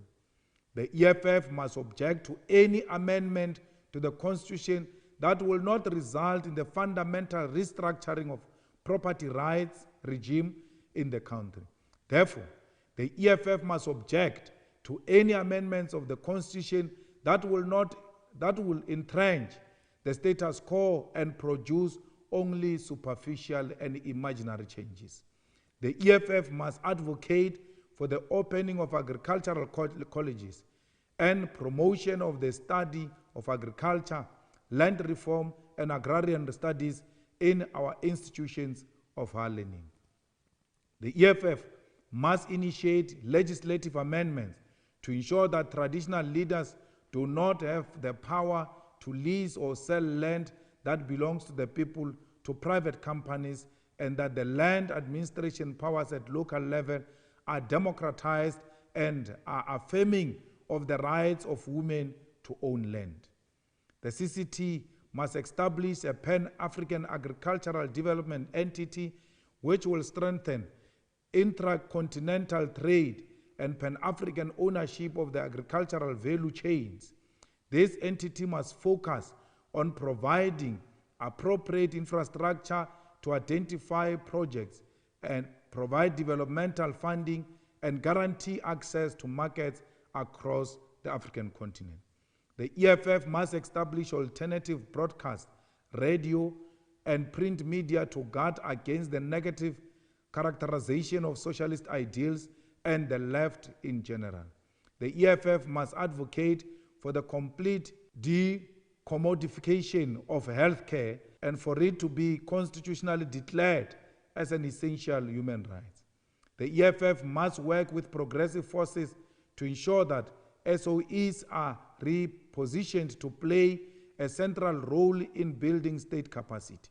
We must continue to call for the use of SOEs to drive the industrialization and development of the economy and use of SOEs to ensure the delivery of services to South African people, advocate for strengthening of current SOEs and establishment of the following new state-owned enterprises: state-owned road construction company, state-owned cement company, various state-owned banks, in particular in retail-owned bank, agricultural-owned bank, housing bank, social assistance bank, state-owned pharmaceutical company, state-owned healthcare equipment company, a state-owned mining company, and state-owned food stocking company. We must launch a campaign for the closure of all private ports of entry to South Africa, particularly the Fireblade terminal in OR Tambo International Airport. To also launch a public campaign against illicit financial flows targeted at companies involved in illicit financial flows. Equality within different sporting codes must be enforced. Women in sports should be treated equally to their male counterparts. The gap in their salaries should be bridged, and companies who are giving sponsorship to male teams should also be encouraged to give the same sponsorship to female teams. A program of action must be drawn up and implemented that will dismantle the control and power white administrators and officials still have over South African sport at amateur level and professional level, particularly in rugby and cricket. The EFF will introduce legislation in Parliament for the introduction of a special inspectorate in the Department of Labour to monitor, report on, and enforce gender parity and equality in the workplace. The leadership that is elected at the Second National People's Assembly must agitate for the complete unification of African continent, which will include one currency for all the countries of the continent, one reserve bank which will be empowered to formulate, implement monetary policy, promote financial stability, issue bank notes, and provide banking services to governments. The EFF must agitate for a united African continent with one federal government, one federal army, and affirm the higher authority of Pan-African Parliament as the ultimate legislative body for the continental matters. The EFF must agitate for the establishment of a permanent African Defense Force. This force must be deployed to defend the continent against the outside interference from imperialist forces, to be deployed to remove undemocratic governments from power on the African continent, and to be deployed to quickly quell unjustified insurrections by terrorist groups and sponsored groups seeking to destabilize the continent. The economic freedom fighters should particularly campaign for the discontinuation of the US military base in the various parts of the African continent. The EFF in the national and provincial legislatures and in its political programs must fight against any attempts at recolonizing Africa through trade deals and bilateral agreements that seeks to impose imperial control over South Africa and the continent at large. These key resolutions constitute the core program of the economic freedom fighters over the next 5 years. The leadership collective must ensure that it is constantly guided by these resolutions of our highest decision-making body. It is only the pursuit of these ideals, together with our 7 non-negotiable cardinal pillars, that we will ensure that the EFF continue to live long and remain in the hearts and minds of Africans all over the continent and the world.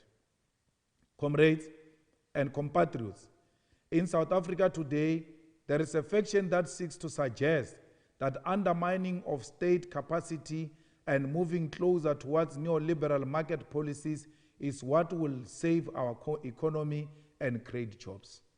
At the center of their ideas is that we must surrender ourselves to the private sector by selling our state-owned enterprises, handing over our economy, and becoming dependent on people whose sole purpose in life is to make profit. This idea, which is championed by Ramaphosa and the DA, must be rejected with the contempt it deserves. It is the definition of pure madness to say that since people are poor under capitalism, we must practice an intensified version of capitalism, and we will see different results. The question we must ask is, where has capitalism been a success? Is it successful to maintain the privilege of the few and pretend that everyone is competing equally? Is it successful to exploit the labor of the majority for the benefit of the minority? Capitalism and neoliberal policies have failed in South Africa. They have proven to be policies that entrench privilege and exploit the majority of our people. We must begin to explore an economic alternative and not be hostile to that alternative by imposing sanctions and conducting military invasions and then claiming that alternative economic systems are bound to fail. Nowhere in the world has socialism failed because it is an inferior system. Rather, there has been imperialist sabotage of socialist economies because these economies undermine the interest of those who have an uncontrollable appetite to be rich. In spite of this, we have case studies of successful economies and societies which are socialist in orientation and outlook. China, Singapore, Cuba are key examples of nations that have built their own economies through nationalization and placing state-owned entities at the center of their developmental agenda. Sadly, those leading South Africa today have no vision. They have no capacity to research alternative economic models, and they offer no new solutions. They suffer from an inferiority complex and cannot think beyond an economy that benefits the West and is designed in the image of Europe and underdevelopment of Africa. They rely on the failed economic policies of the 1996 class project and the failed GEAR, which grow the economy for the wealthy while the millions remain unemployed and hopeless. Our call that only scientific and sound ideas should lead to reopening of the economy has been proven to be correct. Despite our warning, Mr. Ramaphosa fell into the trap of the white capitalist establishment and reopened schools and the economy prematurely. South Africa's COVID-19 cases are at more than 400,000 and are now at the 5th highest in the world because of the puppet president who always dances to the tune of the white capitalist establishment. Maybe we're too optimistic to expect Ramaphosa to do anything that will save the lives of black people. We have not forgotten of the workers killed in Marikana due to his call for concomitant actions. We care about the livelihoods of the people, and we know that in order to live, a lot of our people must work. But work under the current condition come with the risk of a very dangerous disease. The response of the Department of Health is less than satisfactory, and building of the temporary hospitals in conference venues is not a wise decision.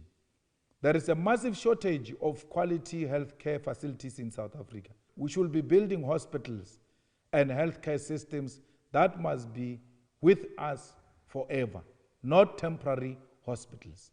Every ward in South Africa should have a healthcare facility, and properly trained healthcare workers, professionals, must be deployed to those facilities.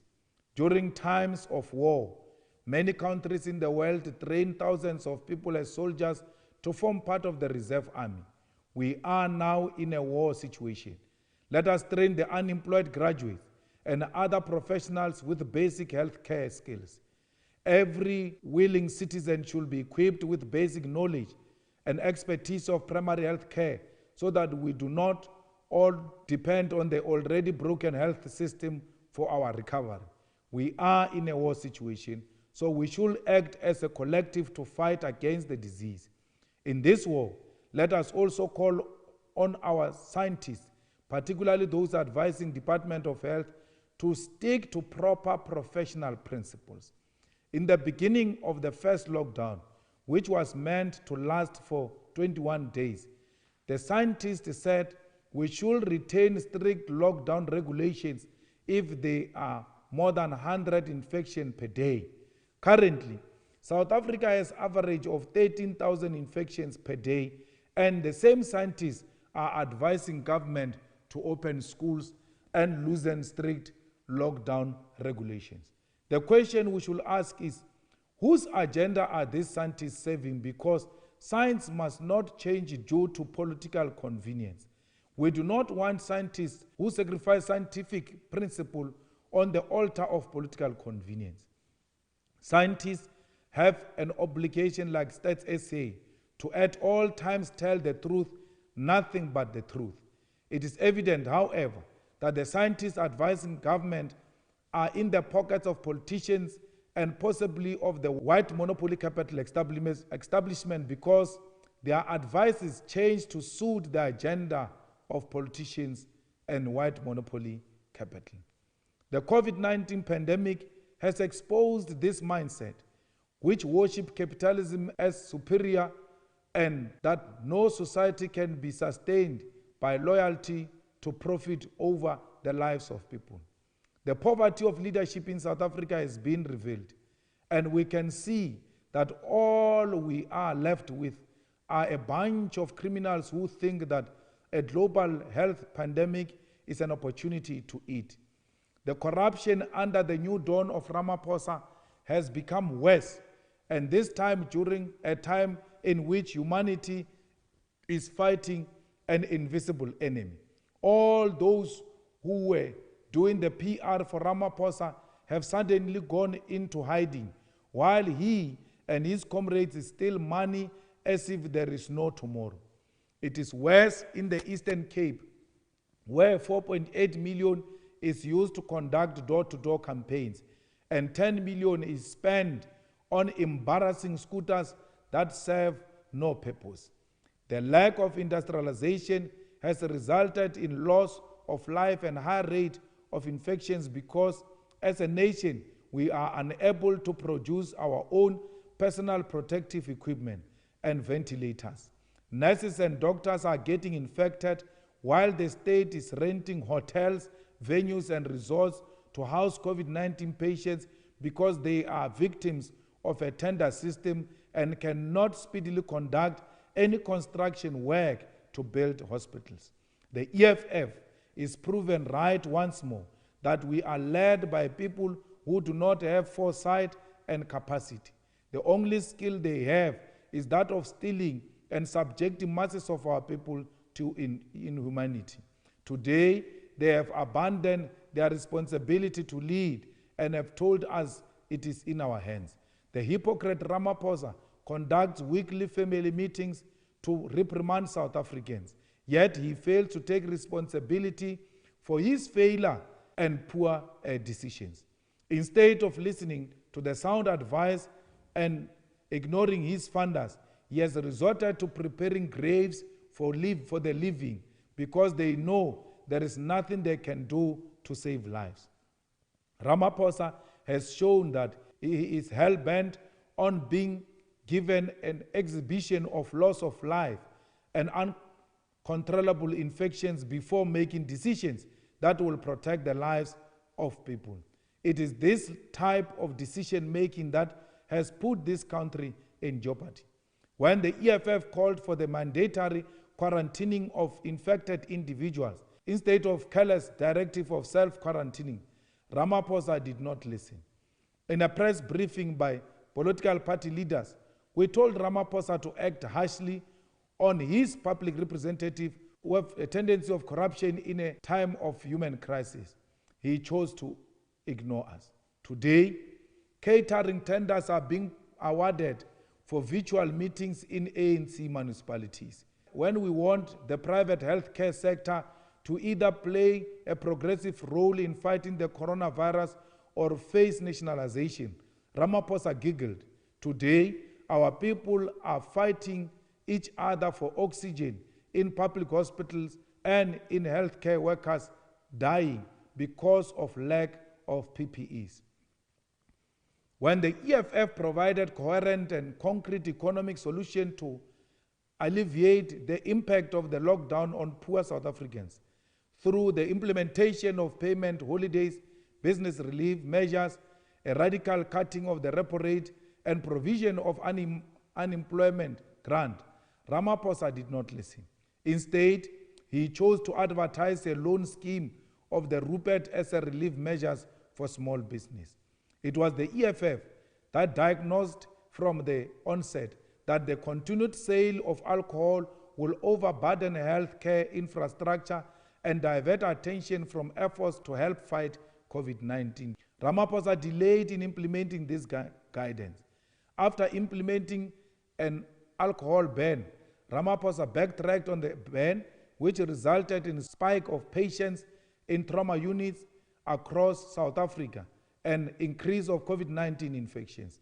It was this president who made homicidal decision to ease lockdown regulations, reopening mines, businesses, restaurants, casinos, and schools. COVID-19 cases have since increased sharply, and death has followed. The most painful has been the reopening of schools, which came at the advice of a candidate for a title, Dr. Death, Professor Salim Karim. This is a health expert who abandoned his own scientific evidence for economic expediency and supported the program as using children as a testing of waters for the impact of the deadly coronavirus. Today, Ramaphosa closes schools as a public stand and based on temporary fear instead of science.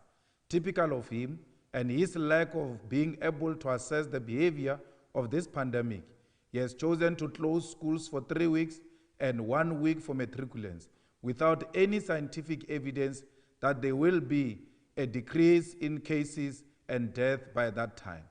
Ramaphosa is doing nothing but giving his cronies a fresh opportunity to apply for PPE tenders and once again give schools sanitizers with low alcohol content and inferior masks, a level of corruption that must be read as a human rights violation. There is no infrastructure development that will be done in public schools during this time, and the storm of the coronavirus will affect the lives of young black children the most. Most painfully, the apartheid character of our schooling system is exposed, as private schools which have had the advantage of digital learning will continue to not be affected. The consequences of this are that the privileged will continue to have an advantage in entering institutions of higher learning and job market. The rich will continue to be educated while the poor will succumb to substance abuse and neglect. Ramaphosa's government has not used the opportunity provided by the lockdown to distribute digital learning material to public schools and develop adequate infrastructure.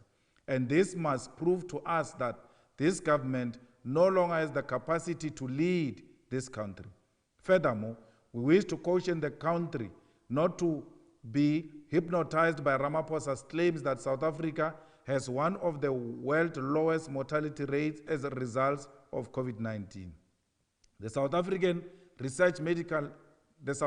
Medical Research Council has reported a 59% increase in mortalities recorded as a natural death in South Africa during this period, a substantial increase compared to historical data. This has led scientists to believe that there is an inaccurate recording of COVID-19 related death in the country and effectively under recording of COVID-19 death. This is not difficult to believe considering the recording and reporting of COVID-19 data is being handled by politicians who will manipulate data to suit their narrative. The EFF, therefore, calls for an immediate independent scientific review of COVID-19 figures. No politician must assume the role of health statistician as figures are being manipulated by national government and the Western Cape government to give the impression that the South African government is doing a better job than the rest of the world in handling COVID-19.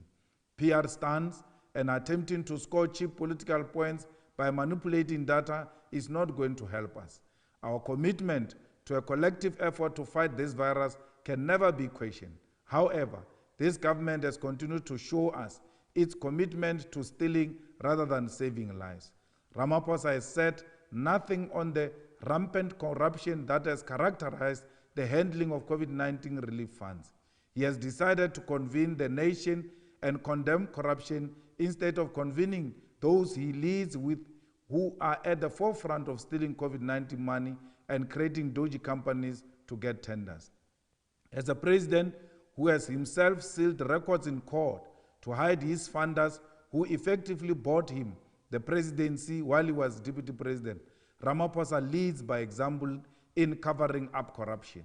Corruption is institutionalized in the ANC-led government, and Ramaphosa's chief, Lieutenant Pravin Gordhan, has declared that not all corruption is criminal. We therefore expect very little to be done by Ramaphosa regarding corruption during this time, as a man who has been complicit in the misuse of state funds in all his time in public office. There is no 500 billion that the people will see.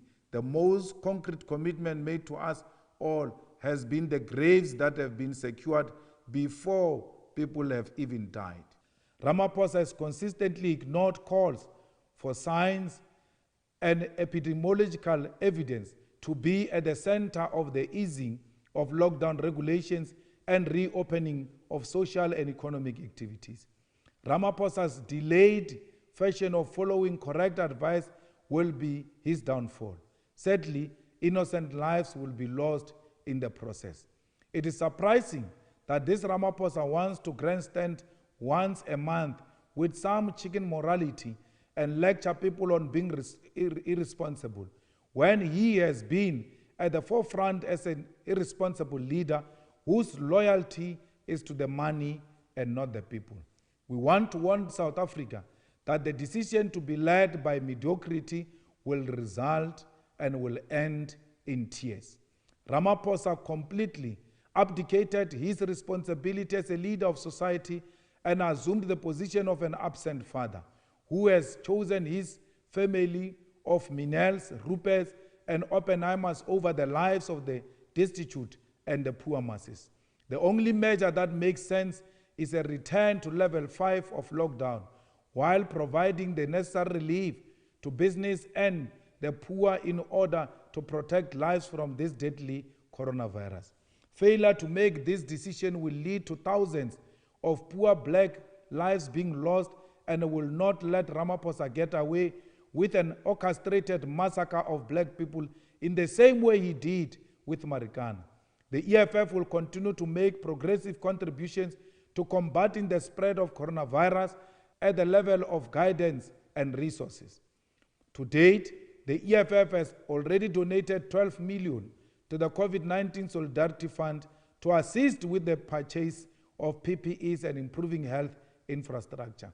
We want to warn the ruling party that we are monitoring all reports of corruption, and should we find that they have stolen money that the EFF public representatives have sacrificed to help the poor and sick, they will be held to pay.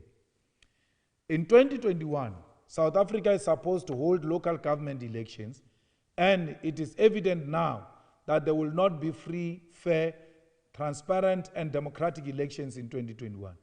Political parties, old and new, would have by now started with the election program. But because of Corona, all political parties are deprived the essential democratic right to canvass for votes.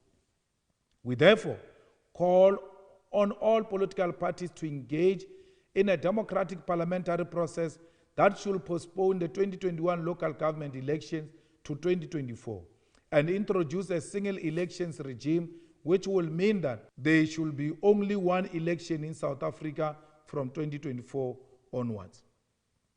The system of election after every 2.5 years is unnecessary and extremely costly.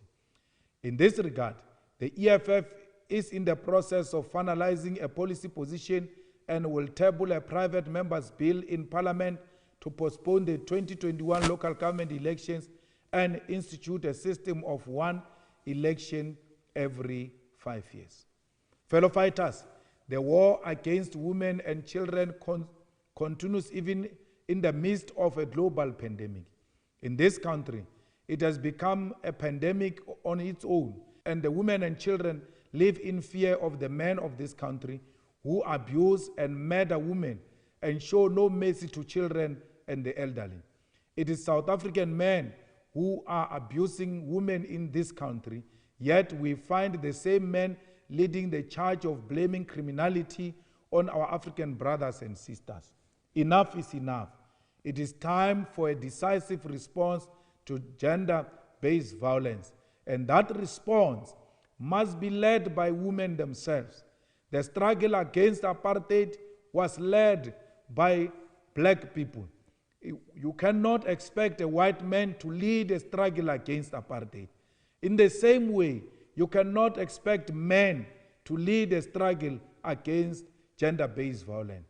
It is in the hands of our women leadership to lead us and show us direction, because all of men are trash and we are responsible for all the inhumanity our women and children are confronted with. So we should not even act better, or should not even think that we are better placed to provide solution to the oppressed. In this case, the oppressed is women and children.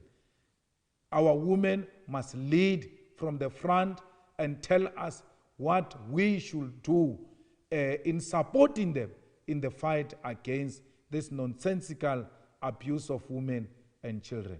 What is more painful is that the courts of this country have become allies of perpetrators, granting lenient sentences to those who rape and abuse women and children. We have been made aware of a systematic problem of men who are guilty being given lenient sentences which are against the minimum requirements according to the law and existing precedences. Most notably, we are aware of a magistrate named Koleka Botlani in KwaZulu-Natal who has a tendency of releasing child abusers with ridiculous reasons, yet she remains on the benches of our judiciary. The EFF has therefore resolved to set up a gender-based violence desk which will respond directly to the plague of violence against women, children, and the LGBTQI+ community. This desk will be comprised by commissars from the Central Command Team and relevant professionals in the field of health, legal aspects, and social workers to be able to intervene on cases of gender-based violence. Furthermore, the desk will have, as part of its mandate, the identifying of corrupt and incompetent judges who have history of handing down irrational and insensitive judgments to perpetrators of gender-based violence and releasing them back into our communities where they inflict more harm. This initiative is part of the many practical responses the EFF has undertaken, namely such as the Labour Desk, which is headed by the national chairperson, to respond to the problems facing our country and the continent. We cannot wait to be in government to make a meaningful impact in the lives of people, because those who abuse and exploit our people are on the rampage on the daily basis. Comrades, the EFF has once again been vindicated on its position of the rampant anti-black racism in South Africa and the world. When we warned South Africans of the dangers of false unity which is built through sports, many called us negative and said we are against social cohesion.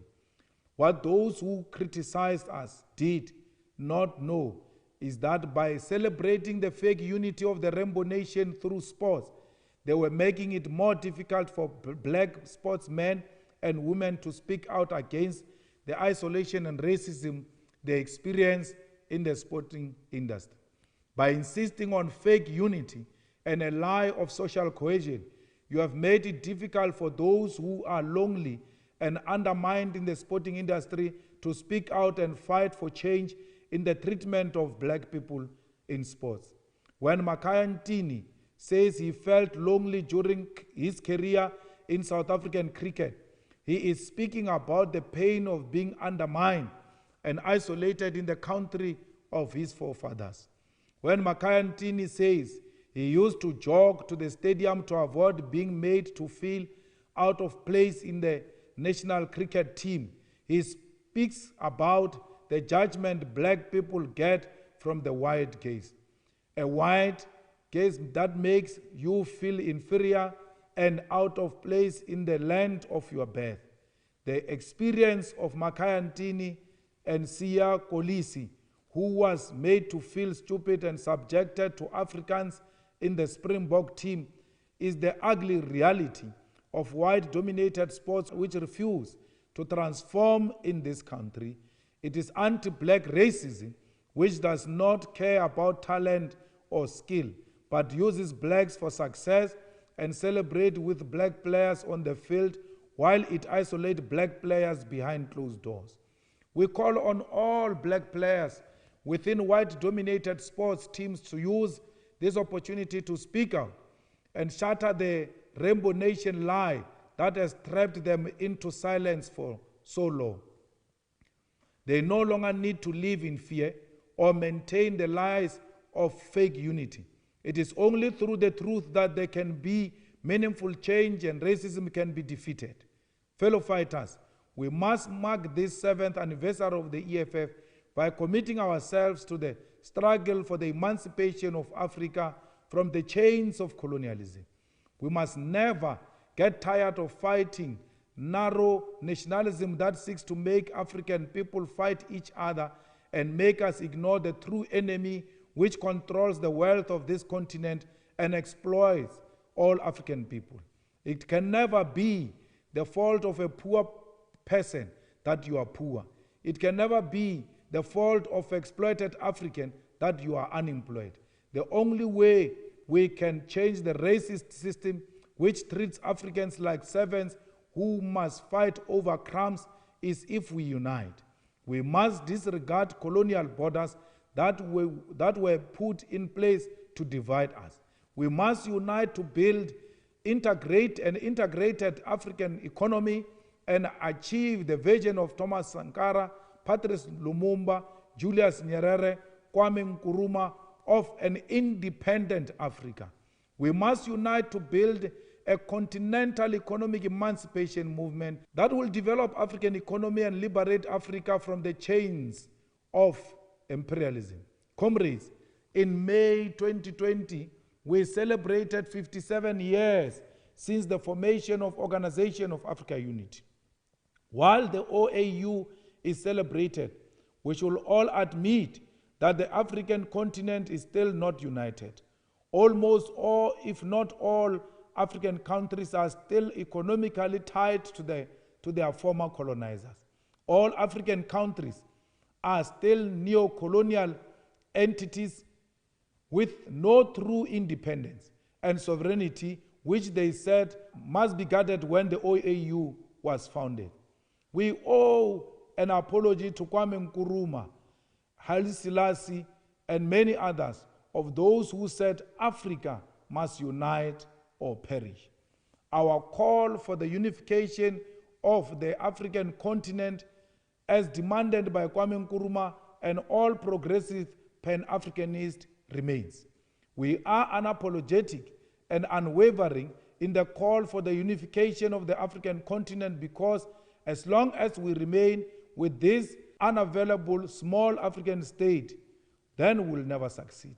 We will continue to be in the state of underdevelopment and poverty. If the African continent does not unite, we will continue under a neo-colonial system where our resources are exploited by the Western powers and recently China. We call on all progressive formations in the continent to unite in a continental-wide economic emancipation movement that upholds the spirit of Pan-Africanism.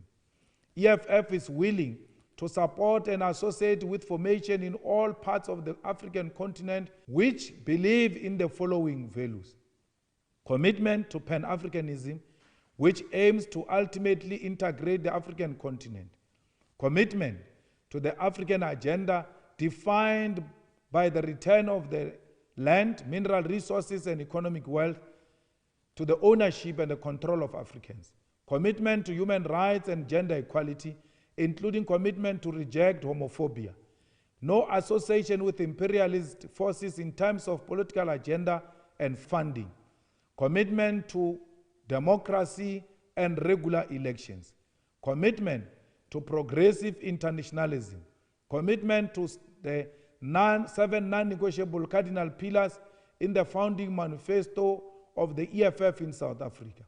We need to build a Pan-African movement that must contest and win elections in different parts of the African continent. There is currently not a single head of state and government in the entire African continent who is committed to the principle of Pan-Africanism. The African Union is a useless structure that has no capacity to provide decisive leadership in the African continent. We need to start with the building blocks for Pan-African unity, and this must start with adoption of a single African currency. We cannot trade amongst each other using the American dollar.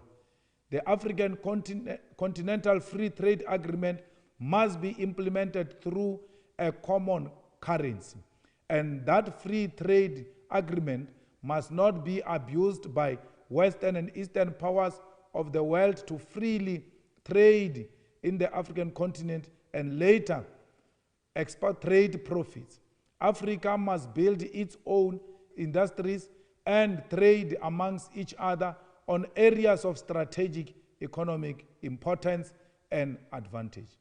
Comrades, we need to guard and protect the EFF against reactionary forces who now realize the staying power of the organization and want to destroy its leadership.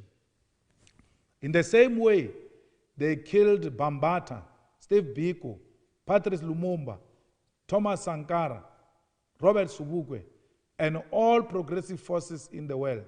The establishment will continue to tarnish the EFF and its leaders because we stand for the truth and the emancipation of our people. The white capitalist establishment has a mind of a rat and opportunistically believe that our call for equality between races and classes is a call for oppression of white people. We must never retreat, even in the face of adversity and hatred. Let us not be scared to speak truth, even when it is not fashionable to do so. Let us fight, comrades. Fighters must occupy every street. Fighters must be everywhere with the poor masses of our people. You are not a fighter if you do not live amongst the poor masses of our people. Let us continue to fight and liberate women of South Africa, because there is no total freedom and total liberation without the liberation of our women. Our women are suffering the most, especially now under these difficult conditions of COVID-19. The people who are at the receiving end of this COVID-19 are our mothers and our sisters. Fighters, let us be with them. Let us support them. Let us protect them. Let us join them in the struggle to demand and reclaim their dignity. We are the EFF of women, of African women, of the rejected women, of the working class women. We belong to our women. This EFF is nothing without women. Fighters, we come from very far. We are children of Winnie Mandela. We are children of Madinore. We are children of Queen Mujaji. We were born of very strong women, fearless women. And therefore, we cannot be a generation of cowards. We need to follow in the footsteps of those who came before us. You must never be shaken. Leaders must always be attacked. And our leaders will always be attacked. Our movement will always be attacked. It is how leaders respond to the attack which will show the character of leadership. There is no leader who must behave like a coward when under attack.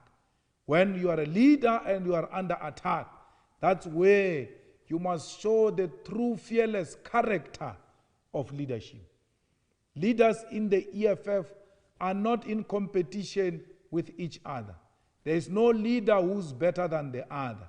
We are all equal and are all the same. We are here to serve our people. For as long as the land remains in the hands of the white minorities, we will never rest. We want the land to be returned into the hands of the rightful owners. We are here for that. We are not here to serve our own egos. We are not here to demonstrate that I know better than the other. We are not here to undermine the unity and the discipline of our organization.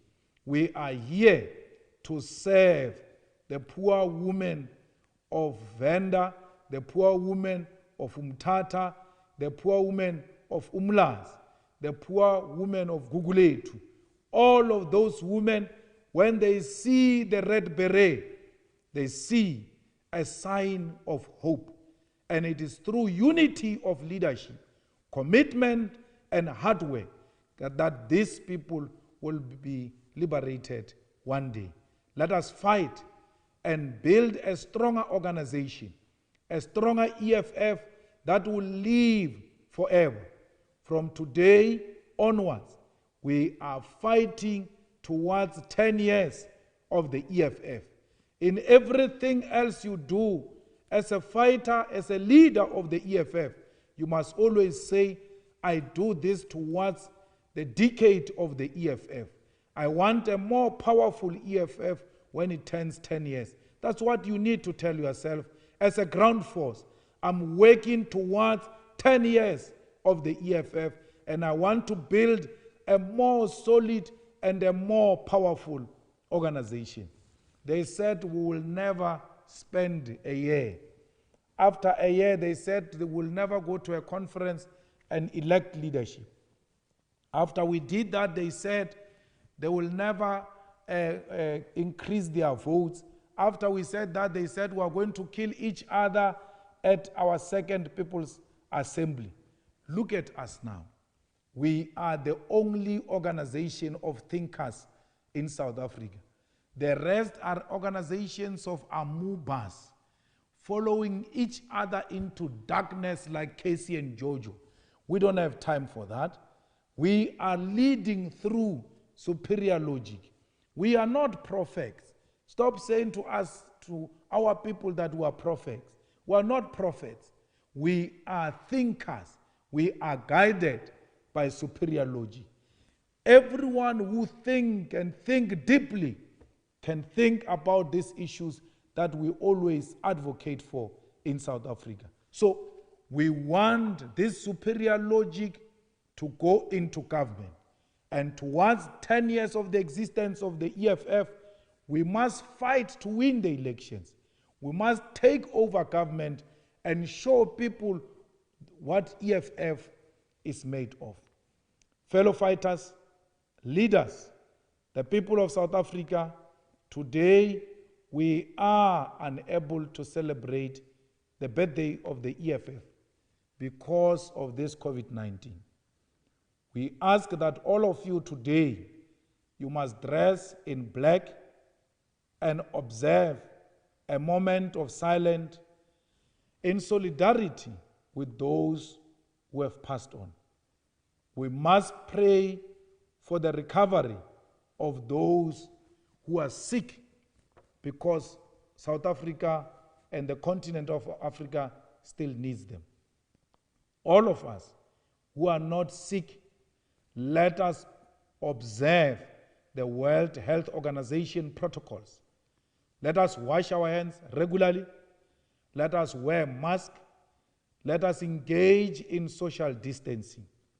Please, fighters, please, South Africans, don't allow families to visit you. Even if it's your mother, even if it's your father, even if it's your siblings, we are in a difficult situation. This thing is going to wipe us all if we do not comply with the World Health Organization protocol. Let us comply with the protocols. We know it's painful.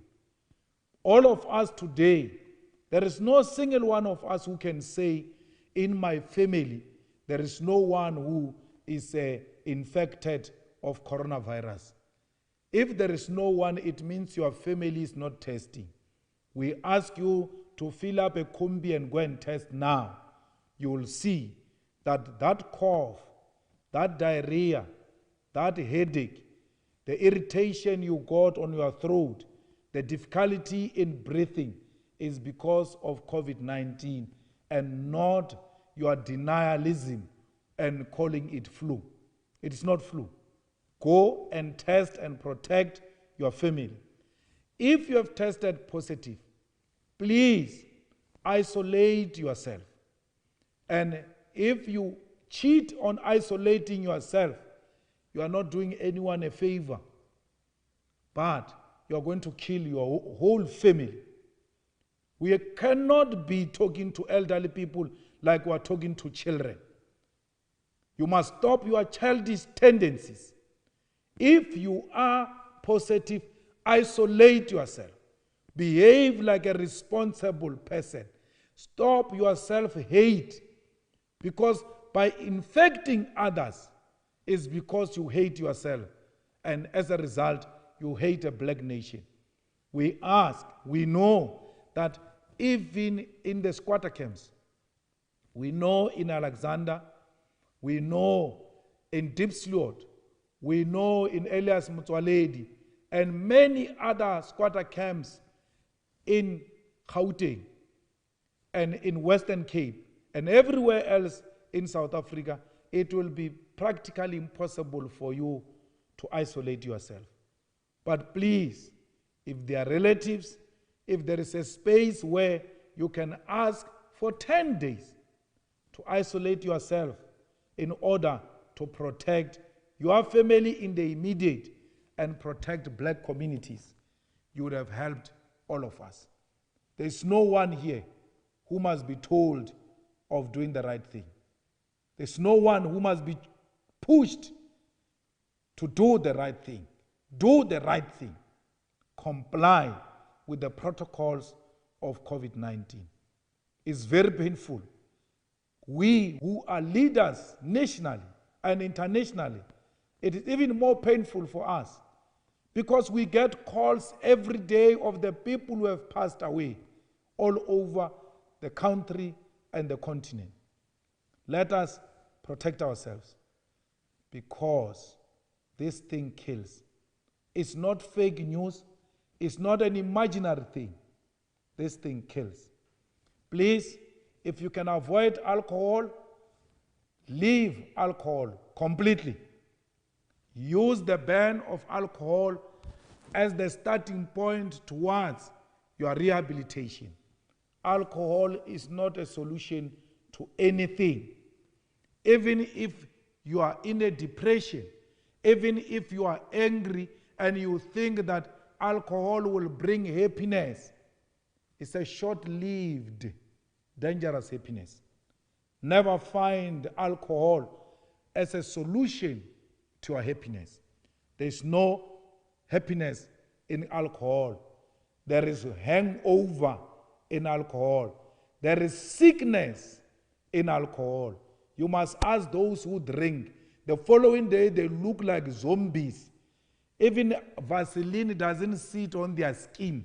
It doesn't matter how much long they bath because of that alcohol. Save yourself from puza face. Start drinking water and leave alcohol. Alcohol is not sustainable. So don't even try to think you can rebel against government on alcohol and think you can get our support. We do not support drunkards. We support sober people because they will come up with sober solutions. We are not Ramaphosa. We are not in the pockets of alcohol companies. Neither are we in the pockets of cigarette companies. Neither are we in any pocket of anyone. We are the only organization that is independent.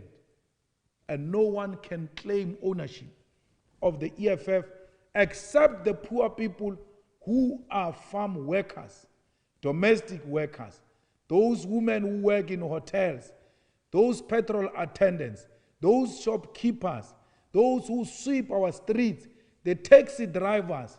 Those people are the owners of the EFF. We take this opportunity to salute a brave stalwart of our struggle against apartheid who spoke against corruption in this country when it was not fashionable to do so.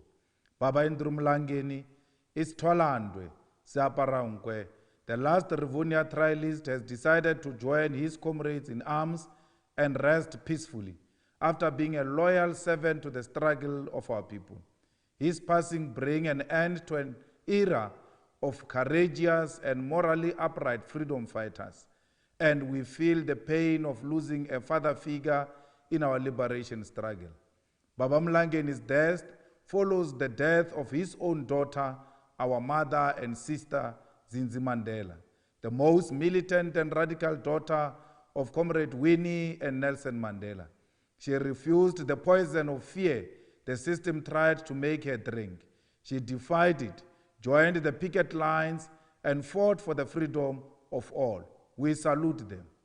Comrades, let us listen to Mama Zinzi Mandela and use our voices to fight and stand bravely for change, even if it means the ultimate sacrifice. If we must stand alone for the truth, then so be it. History will absolve us. Happy 7th birthday, EFF. Happy 7th birthday, 26 July movement. Happy birthday, the weapon in the hands of the poor masses of our people. Hasta la victoria, siempre. Comrades, let us continue the fight. Victory is certain. I thank you. Amandla, viva EFF, viva. Long live EFF, long live. Long live the undying spirit of Winnie Mandela, long live.